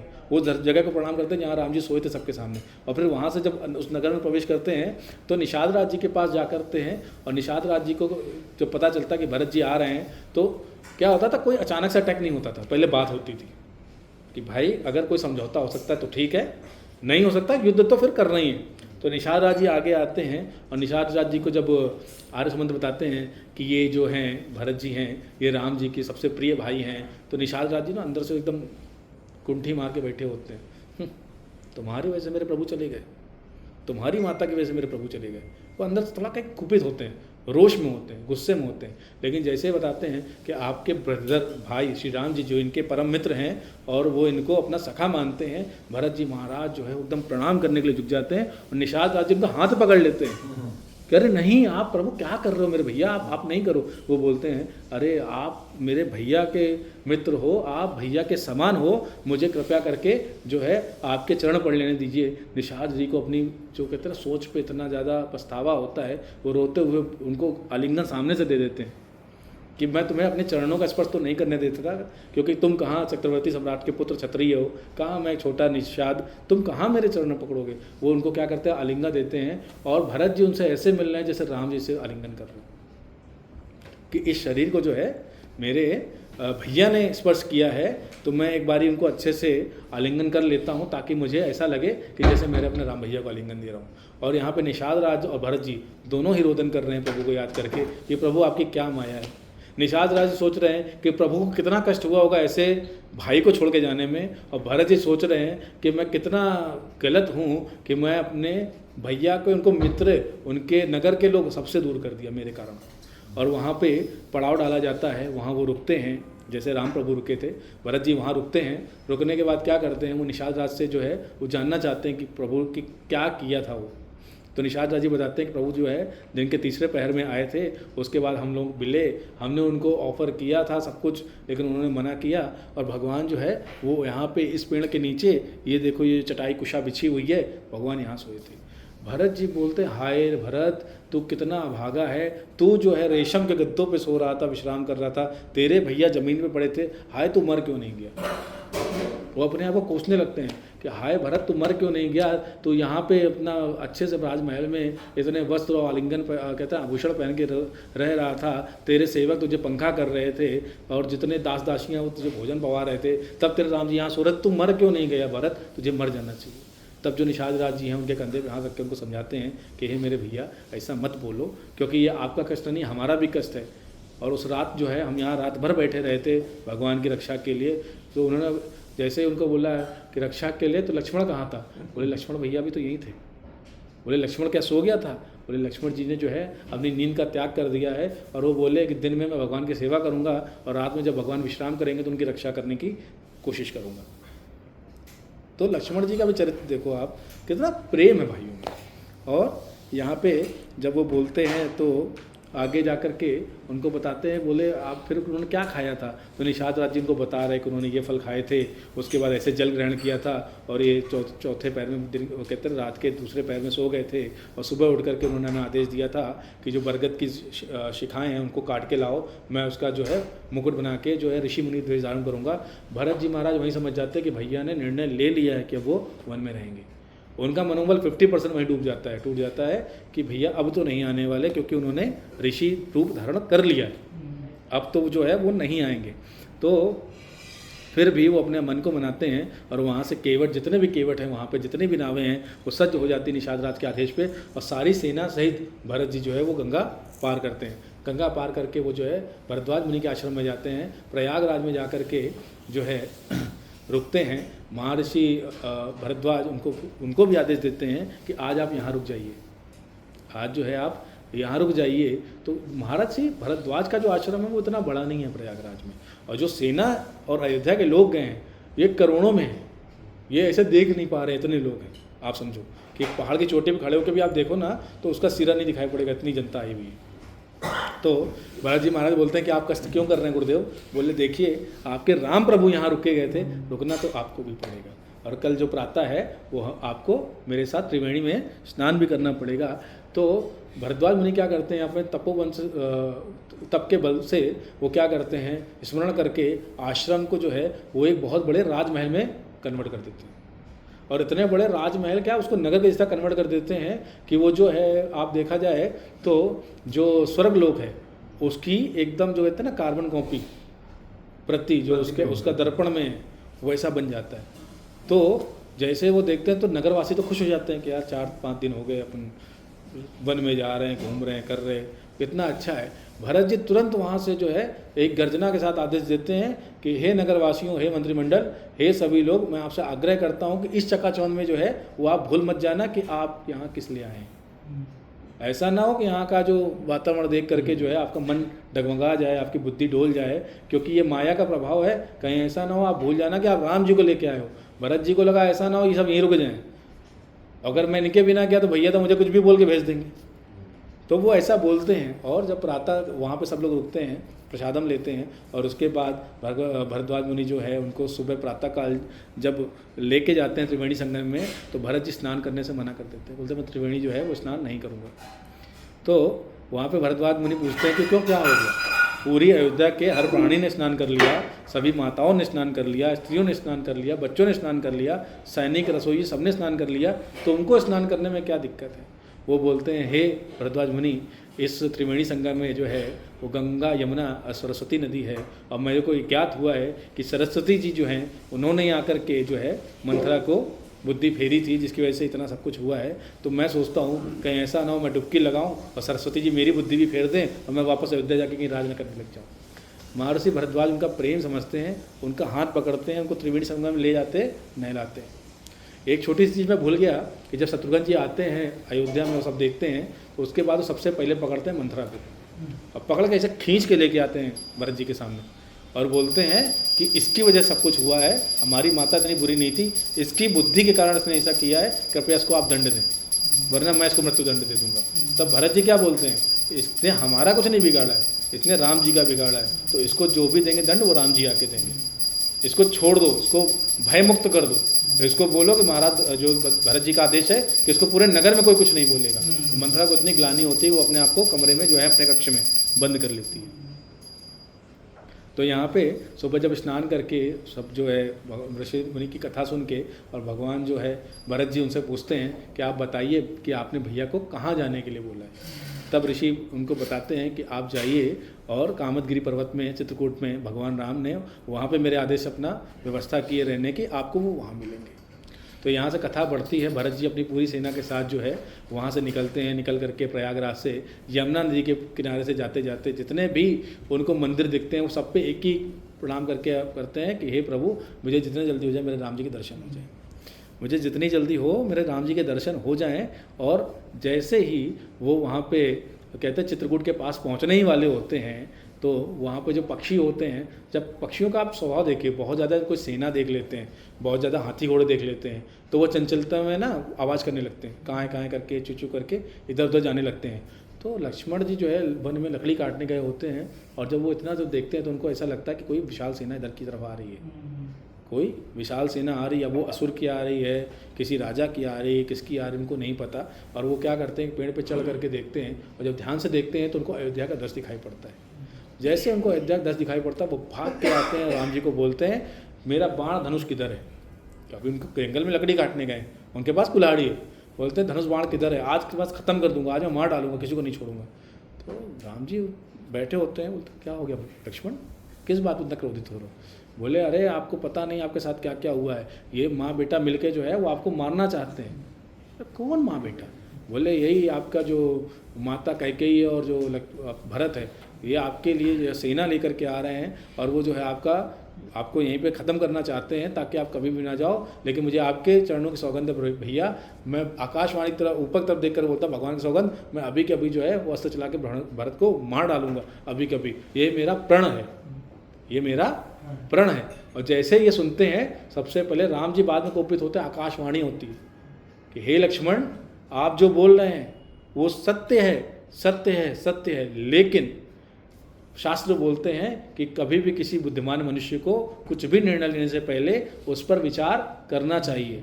आपसे हमारा आग्रह है कि आप जो भी सोच रहे हैं एक बार उससे विचार कर लें, क्योंकि ऐसा ना हो कि ये प्रण लेने के बाद आपको आपके ऊपर पछतावा हो। और जब ये आकाशवाणी हो जाती है तो लक्ष्मण जी थोड़ा शांत होते हैं और सोचते हैं कि ठीक है, बाण तो मेरे पास है ही है, अगर उन्होंने हमला किया तो एक ही चला के पूरा का पूरा ख़त्म कर दूंगा सेना को, ब्रह्मास्त्र चला के। सोच के बैठे हुए कि मैं जो है ब्रह्मास्त्र चला के पूरी की पूरी सेना भरत और सबको ख़त्म कर दूंगा, क्योंकि उन्होंने सिर्फ ध्वस्त देखा है, उन्होंने अभी ये नहीं देखा कितने लोग आ रहे हैं। तो जब मंदाकिनी नदी के तट पे पहुंचते हैं महाराज भरत अपनी पूरी सेना के साथ, तो उनको नहीं पता होता कि राम जी और कितनी दूर हैं। तो वो क्या करते हैं, वहीं पे अपनी सेना के साथ पांडाल डालते हैं, वहीं पे विश्राम करते हैं और वहीं पे मनी मन जो बोलते हैं ना, राम राम का जप कर रहे होते हैं। और मैं एक चीज़ बताना भूल गया कि जब वो वन के रास्ते से आ रहे होते हैं तो अपने मन से भगवान का जब वो राम बोलते हैं तो वहाँ के जितने पत्थर कंकड़ कांटे हैं वो द्रव्य रूप में परिवर्तित होते हैं, वो गल जाते हैं।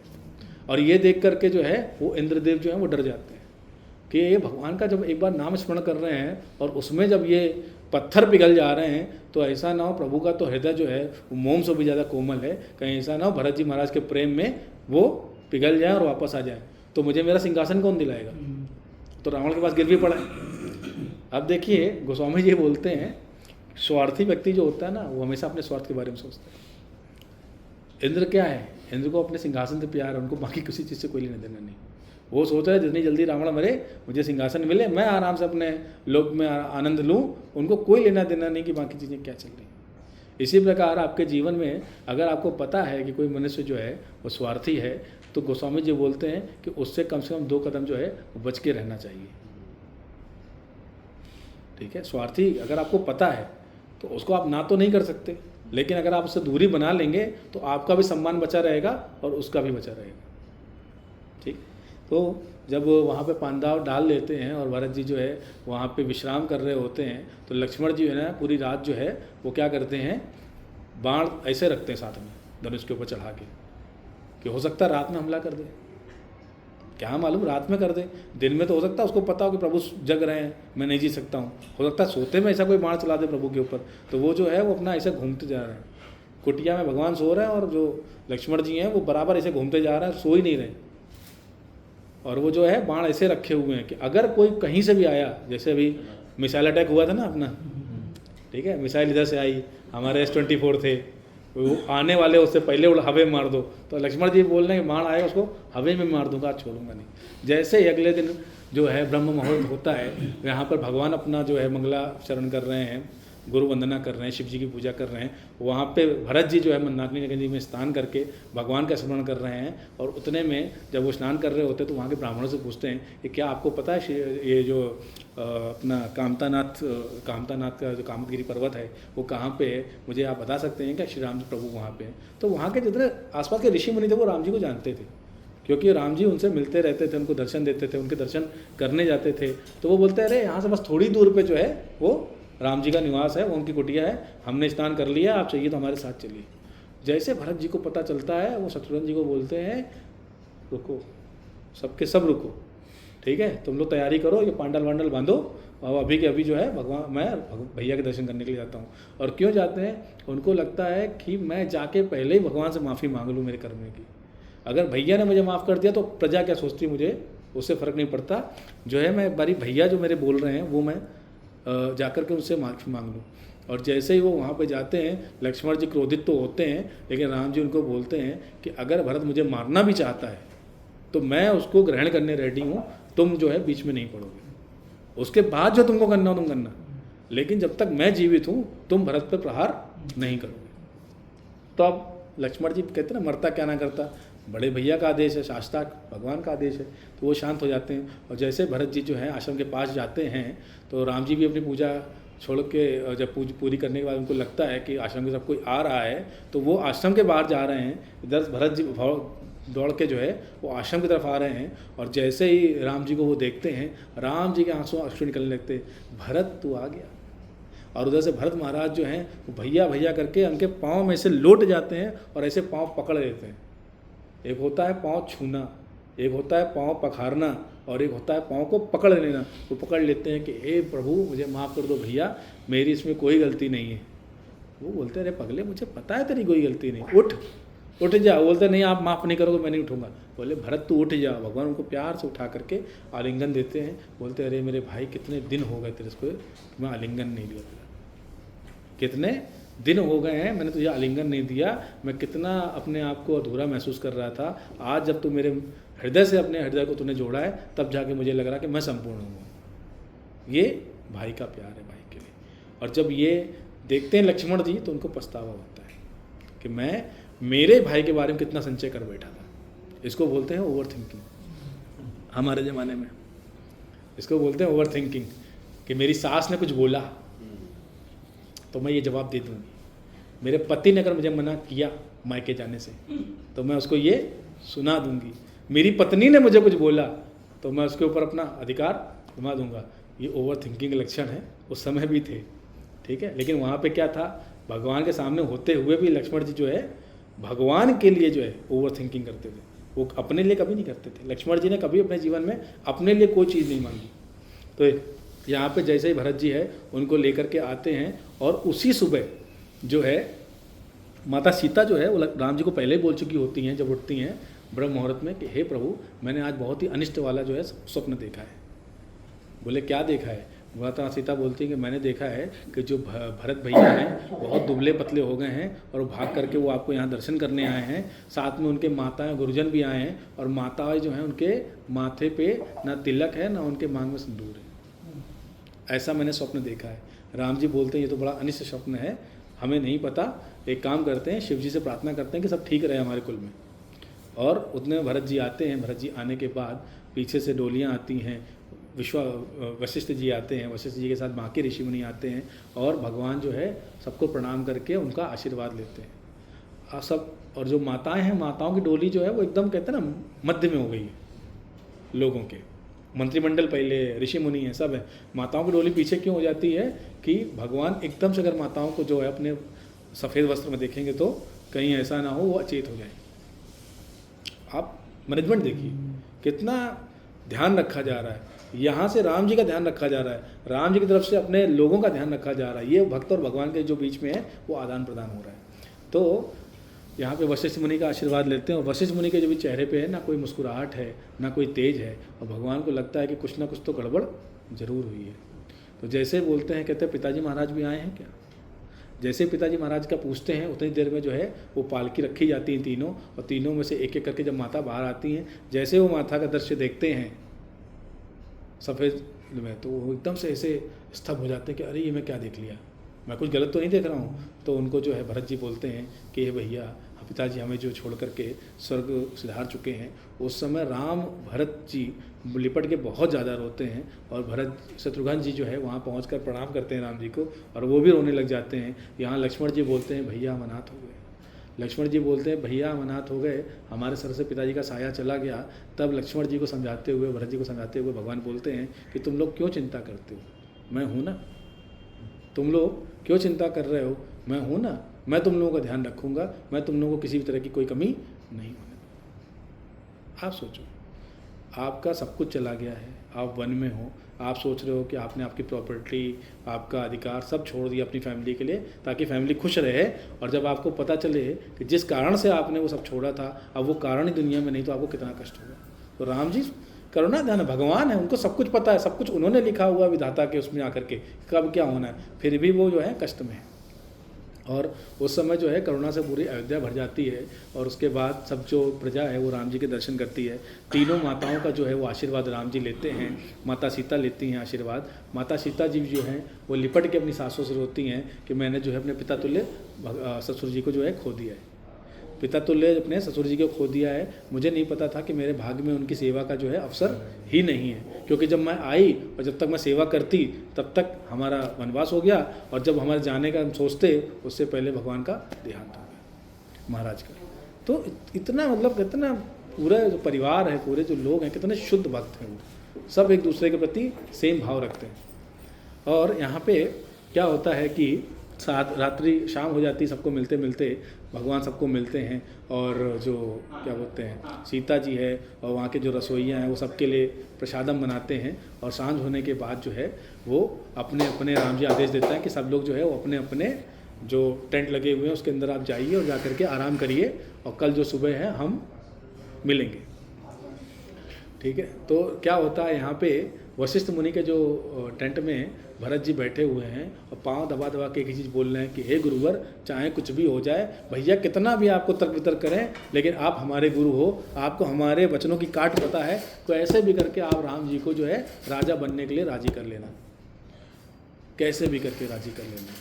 और यहाँ पर दूसरे साइड माता सीता जो है माता कौशल्या के पांव दबा रही हैं, तो कौशल्या जी बोलती हैं कि तुम मेरे पांव मत दबा, एक बार जाकर के कैकेयी से मिल ले, क्योंकि उससे कोई बात नहीं कर रहा है, वो बेचारी अंदर से जो है वो बहुत ज़्यादा भरी बैठी हुई है, वो बेचारी बहुत दुखी है। एक बार मैं तुमको आदेश देती हूँ तुम्हारी सास होकर के, एक बार जा करके उसके कक्ष में तुम बात कर लो, उससे उसकी सेवा कर लो, क्योंकि उस बेचारी को कोई रास्ते में किसी ने कुछ पूछा भी नहीं है।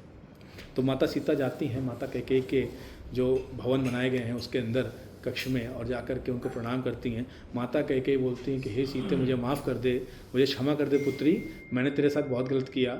और वो उनको ऐसा कहते ना झुक के प्रणाम करना चाहती हैं। माता सीता उल्टा उनका हाथ रोक करके उनको प्रणाम करती कि आप मात तुल्य होकर मुझे क्यों पाप का भागी बना रही हैं, आप मेरे साथ ऐसा मत करिए, आप मुझे जो है पाप के भागी क्यों बना रही हैं, आप ऐसा मत करिए, आप मेरी माता हैं, मुझे आशीर्वाद दीजिए। यहाँ सास अगर कुछ बोल दे, बहू का मुंह 3 दिन तक फूला रहता है। अपनी खुद की माँ अगर बेटे को बोल दे सुबह सुबह काम स्कूल जाते टाइम या काम जाते टाइम, वो शाम तक बेटे का मुंह फूला रहता है। लेकिन यहाँ सोचो, जिस बहू को स्वागत करके लाए हों उसको 2 दिन के अंदर निकाल दिया गया हो, और उसको भी उसकी सास ने, सौतेली सास ने निकाल दिया हो, और उसके बावजूद अगर वो उससे क्या बोलते हैं ना आशीर्वाद की मांग रख रही है, उससे कोई नाराज़गी नहीं रख रही है, तो सोची किस प्रकार की नारी थी माता सीता। सिर्फ दैवीय होना बड़ी बात नहीं, दैवीय गुण होने का भी बड़ा बात होता है।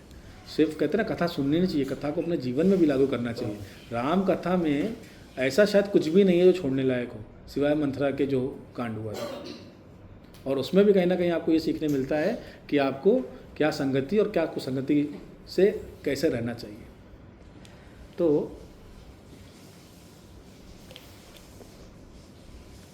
अगला दिन सुबह होती है, सुबह होते ही ऋषि वशिष्ठ जी जो हैं महाराज की अस्थियों को लेकर के, और राम जी को लेकर के, भरत जी को लेकर के, शत्रुघ्न जी को लेकर, लक्ष्मण जी को लेकर के मंदाकिनी जी के तट पे जाकर के महाराज दशरथ की जो है अस्थियों का विसर्जन करते हैं, और उनको आत्मा शांति के लिए प्रार्थना करते हैं। और वहीं पे जो है भगवान जो है ऋषि मुनियों के साथ मिल करके अपने पिताजी के लिए पिंडदान करते हैं मंदाकिनी जी, क्योंकि इतने दिनों से वो हुआ नहीं। वो कौन करता है पिंडदान? सबसे बड़ा पुत्र करता है। बड़ा पुत्र था, बड़ा पुत्र नहीं था। ठीक है, तो यहाँ पे ये होता है। उसके बाद सभा बैठती है जिसमें मंत्रिमंडल बैठते हैं, गुरुदेव बैठते हैं, राम जी बैठते हैं, भरत जी बैठते हैं, माता कैकेयी को बिठाया जाता है। वहाँ पे सारी माताएं सब लोग मौजूद हैं। जैसे एक राज्यसभा होती है ना, खुला दरबार आजकल चालू है इंडिया में, पीएम कहीं बैठ के खुला दरबार लग गया, सीएम बैठ के खुला दरबार लग गया, वो बात अलग, उनके अपने लोग प्रश्न उत्तर करते हैं। लेकिन यहाँ पे अलग है। यहाँ पे मंत्रिमंडल के साथ बैठते हैं। भरत जी बोलते हैं, मैं पूरे मंत्रिमंडल की तरफ से प्रस्ताव लेकर के, और महाराज कहते गुरुदेव वशिष्ठ को बोलता हूँ कि कृपया करके जो है वो आप राम जी को आदेश दीजिए कि वो उस वन का त्याग करके अपना जो अयोध्या का है वो राज्य को स्वीकार करें, ग्रहण करें। और यहाँ पे राम जी उनको तर्क देने लगते हैं कि ऐसा नहीं हो सकता, कदाचित नहीं हो सकता, क्योंकि मैंने जो है अपने पिताजी की आज्ञा पे, उनके वचन का पालन के लिए मैं यहाँ पे आया हूँ, ऐसा नहीं हो सकता। भरत जी महाराज फिर बोलते हैं कि अरे 14 वर्ष मांगा था ना उन्होंने, 14 वर्ष की बात है, तो आप एक काम करिए, वो 14 वर्ष आप मुझे दे दीजिए। शास्त्र संबद्ध है कि अगर एक बेटे को कोई काम बोला जाए, अगर वो पूरा नहीं कर सकता है तो उसकी जगह दूसरा बेटा कर सकता है। राम जी बोलते हैं, मेरा भाई पूरी तैयारी करके आया है। मन में बोलते हैं, मेरा जो भरत है ये पूरी तैयारी करके आया है। लेकिन आप एक बात बताओ, आप कितना बड़े साइंटिस्ट बन जाओ, कितना भी पढ़ लिख लो, क्या भगवान से जीत सकते हो? क्या जीत सकते हो? नहीं जीत सकते। तो हमारा उनको राम जी वापस से बोलते हैं, ऐसा नहीं हो सकता। उतने माता कैकेयी जो हैं वशिष्ठ मुनि से बोलती हैं कि मैं अपने दोनों वचनों से महाराज को जो है मुक्त करती हूँ, इसलिए तुमको जो है अब यहाँ पे रहने की आवश्यकता नहीं है। मैंने वो वचन ही ख़त्म कर दिए। जो एग्रीमेंट हुआ था वो एग्रीमेंट मैंने फाड़ दिया, जला दिया। अब रहा ना एग्रीमेंट, ना उसका कोई सबूत है, ना तुमको रहने की ज़रूरत है। राम जी बोलते हैं ये एग्रीमेंट जो है वो आपका और महाराज का हुआ था, आपका और महाराज का हुआ था। अब महाराज तो है नहीं डिसएग्री करने के लिए, मुक्त आप उनको कर रही हैं, वो प्राण छोड़ चुके हैं। तो जब प्राण छोड़ चुके हैं तो मैं किस तरह से मानूं कि एग्रीमेंट जो है वो ख़त्म हो गया? आप ऐसे कैसे कर सकती हैं? तो वशिष्ठ मुनि बोलते हैं कि रघुकुल की जो परंपरा है और जो शास्त्र संवत है उसके हिसाब से महाराज का सबसे बड़ा पुत्र ही राजा बनता है। इसलिए राम, मैं तुमको आग्रह करता हूँ, आदेश नहीं, आग्रह करता हूँ कि आप राज्य को स्वीकार करें। राम जी मना कर देते हैं। उतने में कोई बताता है कि जनकपुर से जो है महाराज जनक आ रहे हैं इधर की तरफ, क्योंकि उनको सूचना मिली थी कि महाराज दशरथ नहीं रहे। तो वो जा कहाँ रहे थे? अयोध्या। और अयोध्या पहुँचने पर उनको पता चलता है कि सबके सब चले गए चित्रकूट राम जी को लेने। तो वो उसी हाल में बिना रुके जाते हैं, क्योंकि मिलना लोगों से, नगर से तो नहीं मिलना। लोग कहाँ हैं? वहाँ पे। राज परिवार कहाँ है? वहाँ पे। तो जहाँ वहाँ पे वहाँ जाना पड़ेगा, क्योंकि एक शिष्टाचार बोलता है कि एक संबंधी अगर आपके दूसरे संबंधी के घर में कोई अनिष्ट हो गया है, कुछ भी हो गया है, तो आपको उनके यहाँ जाना चाहिए। हमारे नॉर्थ में मेरे ख्याल से ये चीज़ कॉमन है कि अगर किसी के यहाँ कुछ होता है तो हम लोग जाते हैं, किसी रिश्तेदार के यहाँ भी हो जाए तो भी जाते हैं। और मैंने जो नोटिस किया है, कभी कभी ख़राब भी लगता है कि अभी तक पता चला मेरी दादी के मायके से भी चीज़ें आ रही हैं शादियों में। हमारे यहाँ की कोई शादी है तो वो कपड़े बेचते हैं दादी के लिए, मम्मी लोगों के लिए भी कपड़े आते हैं। वो क्या होता है मंडप के नीचे संधोर या कुछ होता है, राइट? हाँ, तो वैसा कुछ एक परंपरा है। मेरे को एक्चुअली मैं बीच में भूल गया था। और लास्ट ईयर मेरे जब छोटे भाई की शादी हुई ना, तो वहाँ पे जब ये देखा ना तो मेरा दिमाग घूम गया। मैं दादी की शादी कितने साल हो गए होंगे, उनके भाई अभी भी मतलब जो आधे निपट गए हैं, जो एक आधे बचे हैं, वो लोग लेके आ रहे हैं। तो सोचो, कभी कभी बुरा भी लगता है, लेकिन नियम है और नियम पुराने हैं। उसी तरह जो सब प्रेम भेंट के साथ, सब प्रेम भेंट के साथ जो है वो सब कुछ यहाँ पे लाया जा रहा है।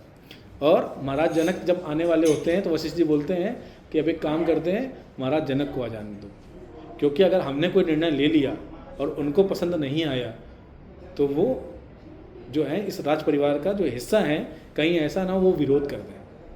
हालांकि जनक जी जो है साधु धर्मात्मा पुरुष हैं, वो नहीं करेंगे, लेकिन उनको लगता है कहीं विरोध ना कर दें, इसलिए वो जो है सभा को जो है वो कहते हैं ना, court is adjust for 2 hours after lunch. तो वहाँ पर सभा जो है वो 2 घंटे के लिए, उस समय के लिए कि 1 प्रहर के लिए स्थगित करी जाती है, क्योंकि जनक जी आएंगे, उनको तुरंत नहीं बोल सकते भाई बैठो हमारे साथ। तो जनक जी आते हैं, जनक जी आने के बाद जो है वापस से बोला जाता है, सबसे मिलते हैं, राम जी को आशीर्वाद देते हैं, माताओं को हालचाल लेते हैं, क्योंकि उनकी समधन है। और समधन को उस समय पे एक कहते हैं ना बहन के जैसा माना जाता था उस समय। उनके हालचाल लेते हैं और उनको उनके जो कहते हैं ना शोक में सम्मिलित होते हैं। और उनके साथ उनकी पत्नी आई भी हुई हैं सुनैना जी, वो आती हैं, तीनों रानियों से मिलती हैं, अपना शोक प्रकट करती हैं। और वहाँ पे उस समय वशिष्ठ जी क्या बोलते हैं, आज तो जो है मिलना जो है ये सभा पॉसिबल नहीं है, अभी सभा जो होगी वो कल होगी, ठीक है, क्योंकि मुझे जनक जी को बताना पड़ेगा कि चल क्या रहा है। उनको तो पता ही नहीं वचन का कुछ, उनको तो इतना पता है कि ऐसा हुआ है, आगे तो उनको कुछ पता नहीं है ABCD। तो वशिष्ठ मुनि जो है शाम को जनक जी साथ मंत्रणा करते हैं, उनको बताते हैं कि देखिए ये जो है सिचुएशन है, राज परिवार पे जो है इतना बड़ा संकट आया हुआ है, आप राजा हैं, राजा दशरथ के समधी हैं और एक चक्रवर्ती सम्राट हैं, आप राजा के पद के तुल्य हैं, तो हम चाहते हैं कि आप जो है हमें इसमें सहायता करें। तो वशिष्ठ मुनि राजा जनक जी बोलते हैं ठीक है। और यहाँ पे माता सुनैना जो हैं वो जब माताओं से मिल रही होती हैं तो कैकेयी जी बोलती हैं कि हमें क्षमा कर दीजिए, महाराज ने आपको वचन दिया था कि वो अपनी पुत्री के समान रखेंगे उसको, मतलब उसको मिथिला से भी सुखी रखेंगे। तो सुनैना जी बोलते हैं ऐसा कुछ नहीं है, मैंने ही उसको सिखाया है कि जहाँ पति हो वहीं पति के हर सुख दुख में उसके साथ रहो। मैं तो बहुत खुश हूँ कि मेरी पुत्री जो है हमारा मान बढ़ा रहा है। यहाँ पे तो मतलब एक फ़ोन आ जाए, मम्मी मेरे को ये बोला गया है, भैया आजकल तो खत्म हो गया, आजकल तो मतलब कहता है arrange marriage love marriage matter नहीं करती, लड़की ने फ़ोन कर दिया मम्मी मैटर कुछ भी हो, सास सीधा चल जाती राशन पानी लेके। आप सोचो जिसकी बेटी के साथ सच में गलत हुआ हो वो फिर भी उनके अपराध को माफ़ कर रहे हैं। ये शुद्ध वैष्णव का जो है गुण है कि सामने वाले के अपराध को जो है वो आप क्षमा करिए जितना हो सके। इसके बाद क्या होता है, अगले दिन वापस से जो है सभा लगती है, अगले दिन वापस से सभा लगती है, तर्क वितर्क होते हैं, बहुत ज़्यादा कहते हैं शास्त्रार्थ हो जाता है। इधर राम जी अपना शास्त्र रख रहे हैं, उधर भरत जी अपनी बात रख रहे हैं, वशिष्ठ जी अपना शास्त्र बता रहे हैं कि देखो इस शास्त्र में ये लिखा है कि वचनों से मुक्त हुआ जा सकता है, तुम राजा बनोगे, तुमको ही राजा बनना चाहिए। और राम जी कहते हैं अब जिन्होंने खुद वेद बनाए हों, जिन्होंने शास्त्रों की रचना करी है, ब्रह्मा की रचना करी है, उनसे आप कुछ भी कर लो, जीत नहीं सकते। इसीलिए मैं हमेशा बोलता हूँ अगर आपका समय खराब चल रहा है तो इधर उधर चक्कर मारने से अच्छा है कि आप जो है वो अपना भगवान की नाम महिमा में उनका गुणगान करिए, क्योंकि आपके कर्मों से आपको कोई बचा नहीं सकता। लेकिन देखा जाए तो महाभारत की स्टोरी में भी अभिमन्यु जो हैं वो भगवान के भांजे हैं, ठीक है। पांडव अर्जुन के पुत्र हैं, अर्जुन अपना जो है वो इंद्रदेव के पुत्र हैं। ये जानते हुए भगवान को कि आज अभिमन्यु का जो है वध हो जाएगा, उसके बावजूद वो अर्जुन को लेकर के दूसरी दिशा में चले गए हैं और इतनी कष्टकारी मृत्यु होती है। भगवान बचा नहीं सकते अपने भांजे को, शक्ति कोई कमी है। भगवान क्या करते हैं, किसी के प्रारब्ध में जो है ना, प्रारब्ध में कभी हस्तक्षेप नहीं करते, लेकिन भगवान का नाम लेने से क्या करते हैं, वो आपके साथ हर परिस्थिति में खड़े रहते हैं। इसीलिए अर्जुन और पांडवों के साथ वो इतना कुछ होने के बावजूद हर परिस्थिति में खड़े हैं, रोका कहीं कुछ नहीं है उन्होंने। हाँ, देखो यहाँ पे जो अभी खाटू श्याम जा रहे हैं बर्बरीक जी, वो भी क्या है, भगवान की माया की वजह से ही है, क्योंकि अगर वो युद्ध में आ जाते तो पांडव जीत नहीं सकते थे। घटोत्कच है, वो उसको अर्जुन को बचाने के लिए जो इनका शक्ति है कर्ण की वो चलवा देते हैं। तो क्या करते हैं, भगवान को सब पता है। द्रौपदी के 5 पुत्र युद्ध खत्म होने के बाद मर जाते हैं। जो पांडवों के 5 पुत्र हैं द्रौपदी से, वो खत्म हो जाते हैं। भगवान बचाते हैं किसी को नहीं बचा। भगवान साथ में किसके खड़े हैं, पांडवों के। कुंती महारानी को क्या बोलते हैं, जब कुंती महारानी के पति का स्वर्गवास हो जाता है पांडव का, और जब द्वारका में खबर आती है कि महारानी कुंती जो है वापस जो है महाराज धृतराष्ट्र के पास आ गई हैं, तो भगवान उनको द्वारका से, आई थिंक मथुरा में होते हैं, मथुरा से संदेश पहुंचाते हैं कि कुंती जी को बोलना कि जो आपके 5 पुत्र का जो है वो रक्षण, आप चिंतित ना हो। तब, और कब करते हैं, महाभारत के समय पे। तो यहाँ पे वापस हम रामायण पे आ जाते हैं, जो टॉपिक चल रहा है, ठीक है, क्योंकि महाभारत मेरा टॉपिक भी नहीं है। मेरे घर पे महाभारत होती है, हमें आज तक नहीं पता होता है कि हम कौरव हैं कि पांडव, क्योंकि सबसे ज़्यादा हम ही कूटे जाते हैं। तो वापस से यहाँ पे इतना चल रहा है, और जो प्रजा है ना वो सब राम राम राम राम राम राम कर रही है कि कैसे भी करके राम जी जो मान जाए राजा बनने, राम जी राजा बनने के लिए मान जाएं, तो क्या होता है वहाँ पे जब सारे तर्क वितर्क हो जाते हैं तो भरत जी बोलते हैं कि अगर आपने इस राज्य का स्वीकार नहीं किया तो मैं अभी के अभी जो है वो समाधि ले लूँगा। अब ये ब्रह्मास्त्र चला दिया उन्होंने कि अगर राम जी, अगर आप भैया आपने ये राज्य का स्वीकार नहीं किया, क्योंकि अगर आप नहीं करोगे तो मेरे माथे पे कलंक लगा रहेगा, मैं इस कलंक के साथ जीवित नहीं रह सकता हूँ, ठीक है, मैं इस कलंक के साथ जीवित नहीं रह सकता हूँ। मैं क्या करूँगा, मैं यहीं वन में समाधि ले लूँगा, आप क्या मुझे छोड़ोगे, मैं प्राण ही छोड़ दूँगा। तो राम जी बोलते अब जो है अब तो कुछ नहीं कर सकता हूँ, क्योंकि राम जी ने भरत जी को कभी ना नहीं बोला है आज तक। आज बोल रहे थे, ना नहीं बोल रहे थे, उसे बात को घुमा रहे थे। लास्ट में राम जी जो है वो मान जाते हैं कि ठीक है, मैं इस राज्य का स्वीकार। वाल्मीकि रामायण में लिखा है कि भगवान जो है राज्य लेने के लिए मान जाते हैं, और वहाँ पे सब लोग जो है वो राम जी की जय जयकार करते हैं, बोले सियावर रामचंद्र की जय। मजा आ रहा है। तो अब राम जी ने तो राज्य का स्वीकार कर लिया, तो फिर वन में क्यों रहे। राम जी क्या बोलते हैं, मैं इस राज्य का स्वीकार करता हूँ, मैं स्वीकार करता हूँ कि मैं जो है अयोध्या का राज्य जो है वो मैं राजा के रूप में प्राप्त करूँगा। अब मैं जो भैया है एक विनती करता हूँ कि कृपया इस राज्य को जो है वो आप 14 वर्ष तक जो है संभालो। मैंने राज्य स्वीकार कर लिया, मैंने बोल भी दिया मैं राजा बनूंगा, लेकिन अपना वचन पूरा करके। ठीक है, जो इंजीनियर प्रजाति के लोग हैं वो बहुत रिजेंबल करेंगे कि पाइपलाइन डेडलाइन दी गई है, समय भले कितना भी हो गया हो, आपको ये पूरा करना है। अगर आज आप ये पूरा नहीं करोगे तो आप घर नहीं जा सकते। उसी प्रकार है कि यहाँ पे आपको भगवान क्या बोलते हैं चतुर्बुद्धि से कि ठीक है भरत, मैं तुम्हारी बात का मान रखता हूँ, मैं तुम्हारे जाते हुए नहीं देख सकता हूँ, ना तुमको समाधि देखते हुए देख सकता हूँ, मैं इस राज्य का स्वीकार करता हूँ, किंतु तुम इस राज्य को 14 वर्ष तक मेरी आज्ञा से जो है वो पूरे राज्य को आप संभालोगे, और 14 वर्ष के बाद मैं आ करके इस राज्य को जो है वापस से पुनः ग्रहण कर लूँ। तो भरत जी बोलते हैं कि बड़े चतुर हो भैया, मान गया कि आप मेरे बड़े भ्राता हो, बड़े चतुर हो आप, मैं आपसे अगर कुछ एक चीज़ मांगूँ तो क्या आप दे पाओगे? तो राम जी बोलते हैं, अरे पगले तू बोल क्या चाहिए, मैं अपने प्राण भी दे सकता हूँ, बस वचन भंग करने मत बोलना।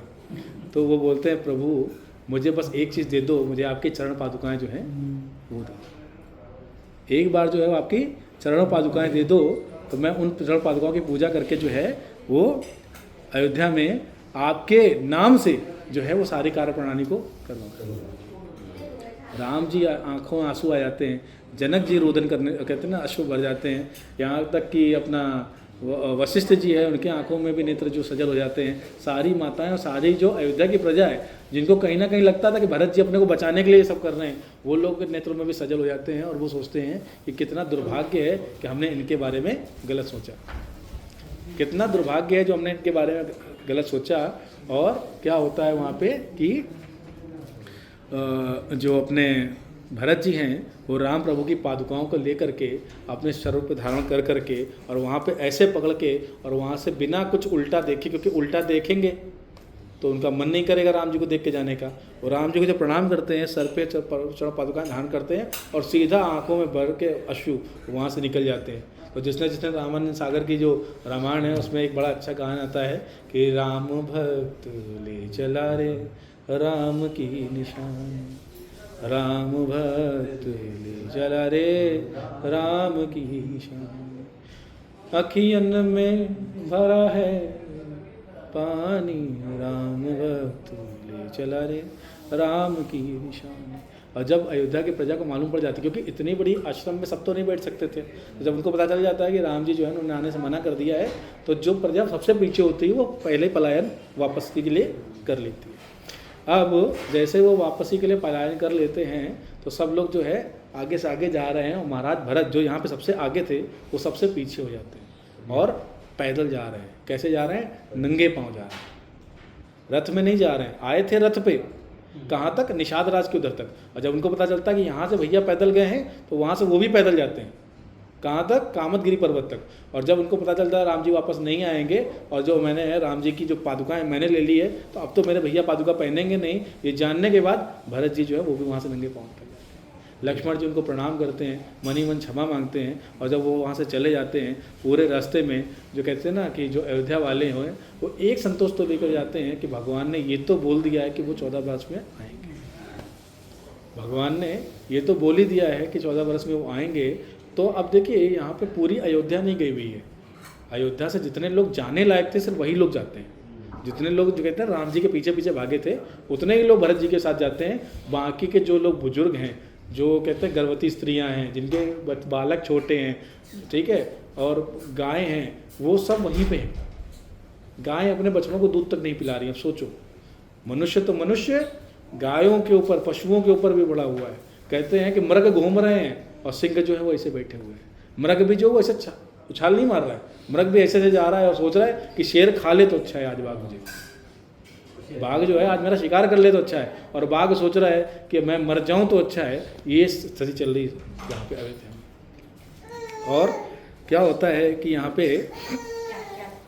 जो है प्रभु जो हैं, जब भरत जी महाराज पादुका लेकर के और वापस जाने लगते हैं और धीरे धीरे जाते जाते वो क्या करते हैं, सबसे पहले जो है वो रुकते हैं भरद्वाज मुनि के आश्रम में और वहाँ पे बहुत विलाप करते हैं कि देखिए भगवान किस प्रकार मेरे जो भैया जी हैं इन्होंने मुझे खाली हाथ लौटा दिया, कि हे भगवान कितने भैया मेरे जो हैं निष्ठुर हैं, कितना उनका जो हृदय है पाषाण का है कि उन्होंने मुझे खाली हाथ लौटा दिया। राज्य स्वीकार करके भी राज सामग्री मेरे साथ भेज करके ये बोला कि जाओ तुम 14 साल जो है वो जा करके मेरा राज्य जो है वो चलाओ और मैं आके ले लूँगा। भरद्वाज जी मैंने उनको कितने अपना हिम्मत देते हैं। हिम्मत देने के बाद उनको शांत करते हैं। शांत करने के बाद बोलते हैं कि देखिए प्रभु की जो कृपा है, प्रभु का जो आपको आदेश है आप उसको प्रॉपर फॉलो करिए और जा कर के अयोध्या का जो है राज्यभार आप संभालिए। तो भरत जी महाराज सबसे अंत में अयोध्या में प्रवेश करते हैं और वापस आते हैं ना तो वहाँ पे सबके वापस से वही थके हुए चेहरे, रोते हुए चेहरे, विलाप करते हुए, उदास सबको देखते हैं, उनको और अंदर से इतना ग्लानि फील होती है, अंदर से इतना उनको बुरा लगता है कि अब मैं क्या ना कर लूँ। तो वो क्या करते हैं, अयोध्या में वापस जाने के बाद वो राजमहल तक नहीं जाते हैं, वो नंदीग्राम में रुक जाते हैं। वो नंदीग्राम में रुक जाते हैं और नंदीग्राम में रुकने के बाद क्या करते हैं, वो आदेश देते हैं, क्योंकि अब वो कौन है, राजा। देखा जाए तो राजा है, एक्टिंग प्राइम मिनिस्टर है वहाँ के, वो जो चाहें वो कर सकते हैं, राइट। जैसे हमारे एक्टिंग प्राइम मिनिस्टर हो गए, एक्टिंग प्रेसिडेंट हो गए, तो वो भी एक्टिंग प्राइम मिनिस्टर हैं। उनको बोला गया है कि देखिए आपको ही सब कुछ करना है। तो वहाँ पे क्या होता है कि भरत महाराज जो है नंदीग्राम में आदेश देते हैं कि यहाँ पे कुटिया का निर्माण किया जाए। कुटिया का निर्माण किया जाता है और वहाँ पे एक जो बोलते हैं ना भव्य एक ही जगह, पूरी कुटिया में सिर्फ एक जगह जहाँ पे राज सिंहासन की जो प्रति है वो रखी हुई है। महाराज दशरथ क्या भरत जी महाराज जी क्या करते हैं, वहाँ पे राम जी की पादुकाओं को जो है प्राण प्रतिष्ठित करते हैं, उनको प्रतिष्ठित करते हैं और वहाँ से ही अपना जो आसन है वो राज सिंहासन के जो कहते हैं ना दाहिने तरफ जहाँ पे मंत्री बैठते हैं, जिनको जहाँ पे स्टैंप लगती है वहाँ स्वयं बैठते हैं और वहाँ पे बैठ करके वो बोलते हैं मैं जो है पूरा कार्य जो है यहाँ से ही करूँगा। अब रहने की बात आती है तो भरत जी महाराज क्या करते हैं कि बोलते हैं मैं धरती पे सोऊंगा, और जैसे धरती पे वो सोने का सोच रहे होते हैं उनको आता है कि धरती पे तो मेरे प्रभु सोते हैं, मैं उनके बराबरी तो कर ही नहीं सकता।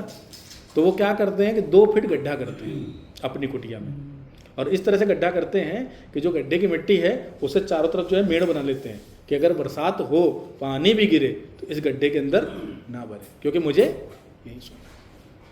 भरत जी का आप त्याग देखो, लोगों को नहीं पता भरत जी महाराज की स्टोरी के बारे में। बहुत बहुत बड़ा जो त्याग का जो कहते हैं ना एग्जाम्पल है कहीं पे भी, वो भरत जी महाराज है। भरत जी महाराज वहाँ पे अपने सोने की व्यवस्था करते हैं। जब माता कैकेयी को पता चलता है, पहले मांडवी जी आती, मांडवी जी आकर उनको बोलती हैं कि आपको तो कोई वन का त्याग नहीं, आप मेरा त्याग कैसे कर सकते हो। तो वो बोलते हैं कि तुम्हें क्या लगता है कि भैया जो माता सीता जी के साथ गए हैं वो क्या वहाँ जा के अपना संग कर सकते हैं? नहीं, उन्हें पता है कि उर्मिला जो है लक्ष्मण के बिना है, तो वो वही सीता माता को उस दृष्टि से हाथ नहीं लगाएंगे, और जब भैया इस चीज़ को नहीं कर सकते तो मैं कैसे तुम्हारे साथ सुखी रह सकता हूँ।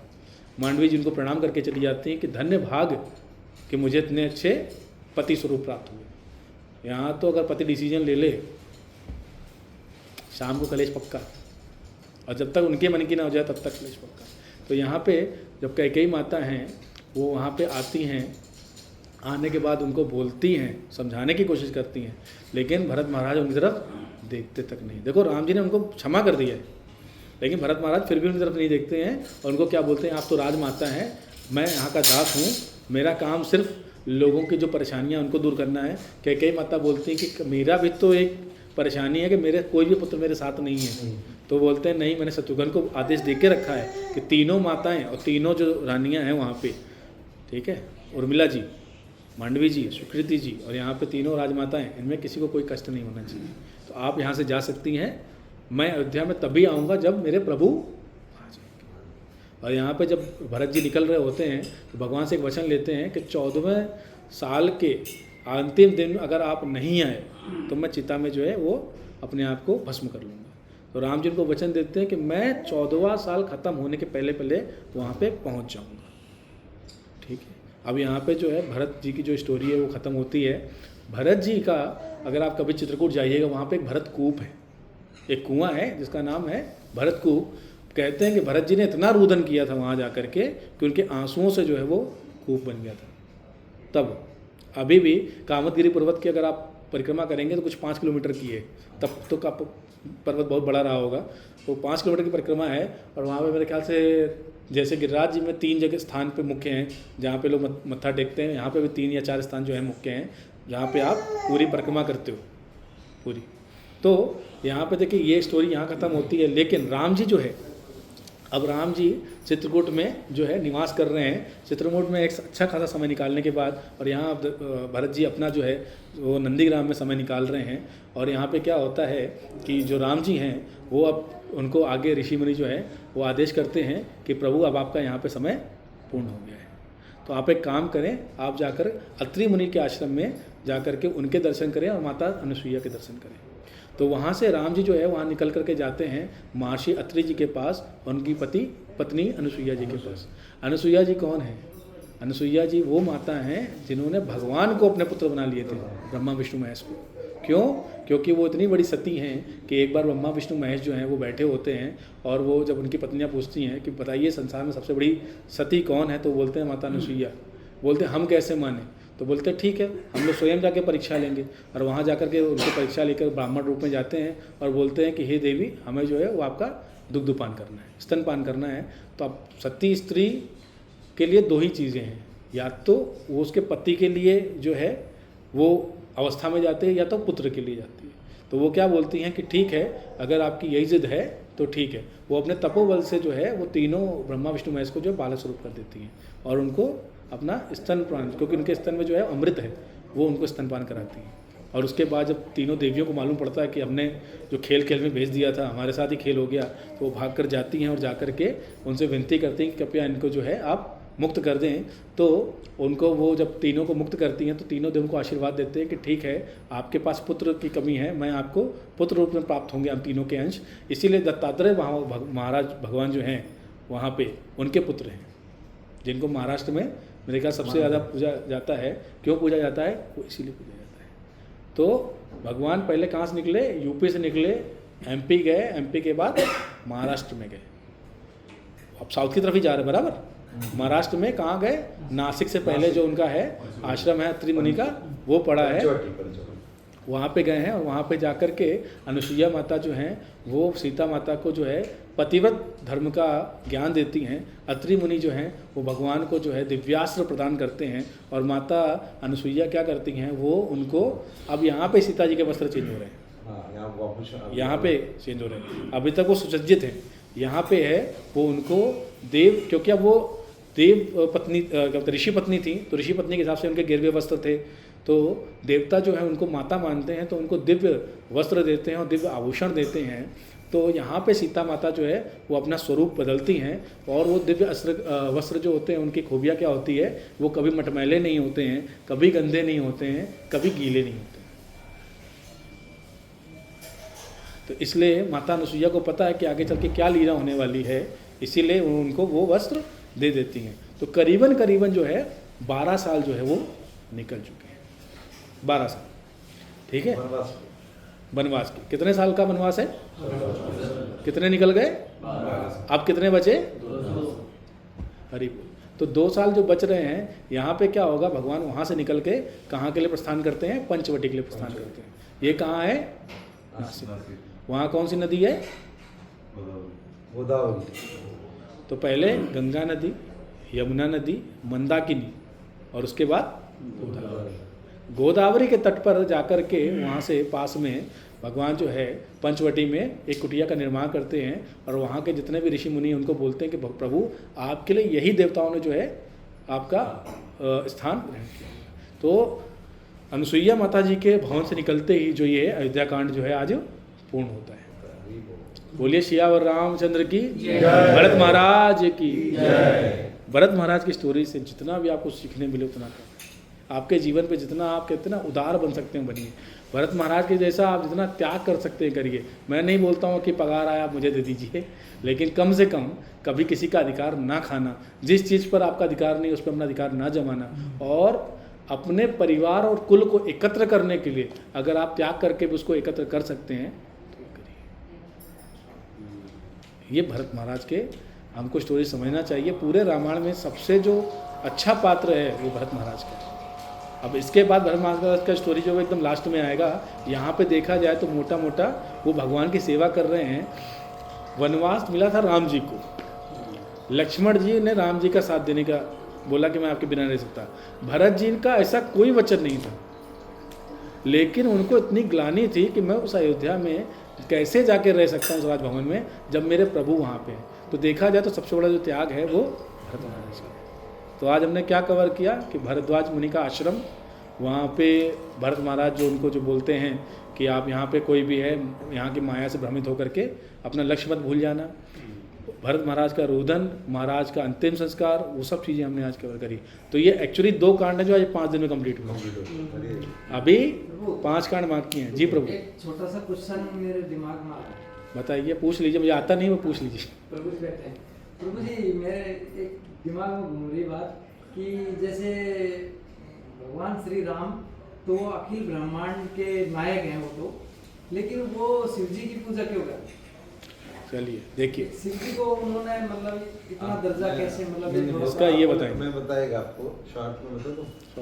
प्रभु जी, जब भगवान श्री रामचंद्र जी आए हैं तो उन्होंने भगवान का रूप में ऐसे जन्म नहीं लिया, हमारे जैसे। हाँ, तो जब उन्होंने आया तो उधर का जो प्रथा है, बहुत बार पहले भी डिस्कस हुआ है, तो उस समय सब लोग शिव का जो है आराधना करते हैं। तो उसके लिए भगवान को वो अपना लीला में, यानी जिससे हम दिखाते हैं, तो उसके लिए उन्होंने भगवान शिव का आराधना किया। और कहीं वहीं पे नहीं, आगे जाके जैसे रामेश्वरम में भी किया उन्होंने, जबकि उनको चाहिए तो उनको नहीं चाहिए था, बट लोग क्या हो जाएगा, तो वो ये एक्चुअली इसका तो ये मास्टर प्लान है।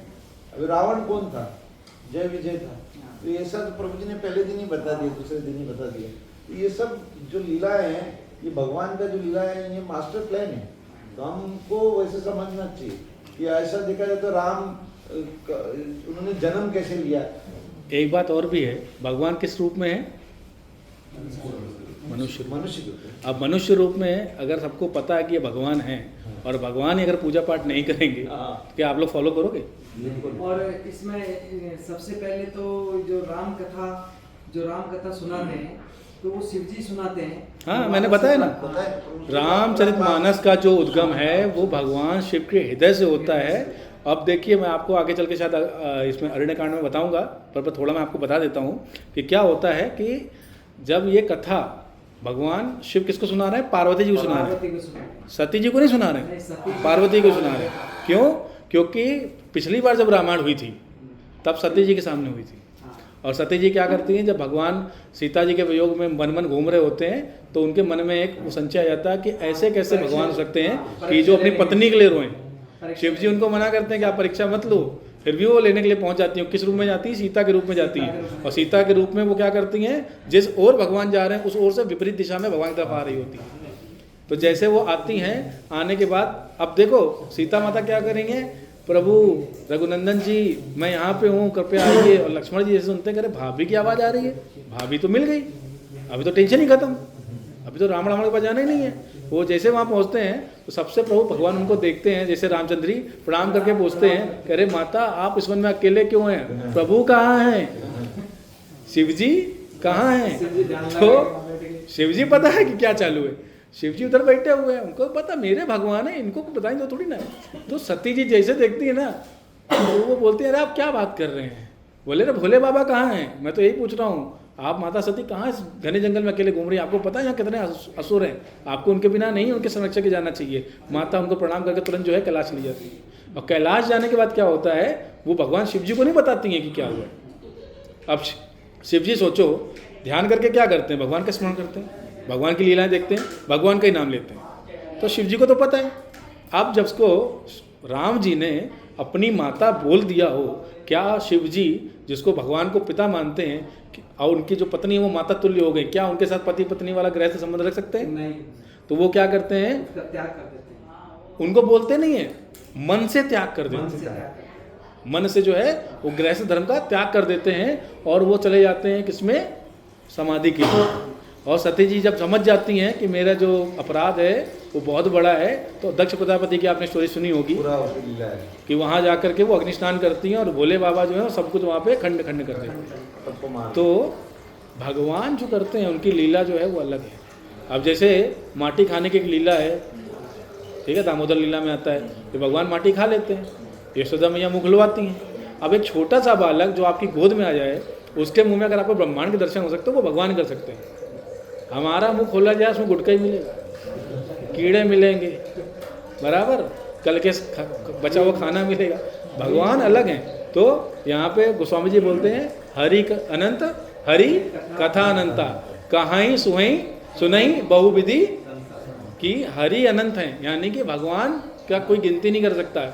हरि की कथा भी अनंत है, उनकी भी कोई गिनती नहीं है। तो कहने कहाई सुनई, यानी जो कहने सुनने वाले हैं उनको भगवान की प्राप्ति तो इसीलिए आज जो है हम दूसरे अध्याय का यहाँ पे करते हैं और निताय नटेश्वर प्रभु से हम विनती करते हैं कि आज आप लेट ज्वाइन किए हैं तो आप ही बताइए आगे का समराइज वर्जन।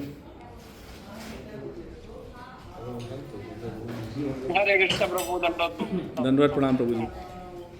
मैंने काफी लेट किया, almost finishing the Bharat Maharaj story, Bharat Maharaj का त्याग। और वो बहुत ही अप्रतिम है, जो भरत महाराज का त्याग है उनसे सीखने लायक बहुत कुछ है। मैंने एक्चुअली दो क्लास का सीरीज सुना अष्टकम प्रभु का, उसका नासिक से इतना सही बताया था उन्होंने भरत महाराज के बारे में, और भरत के साथ साथ शत्रुघ्न को भी उन्होंने कवर किया था। क्योंकि भरत का त्याग अगर हम देखते हैं तो उसके एक लेवल ऊपर जाता है शत्रुघ्न जी का त्याग।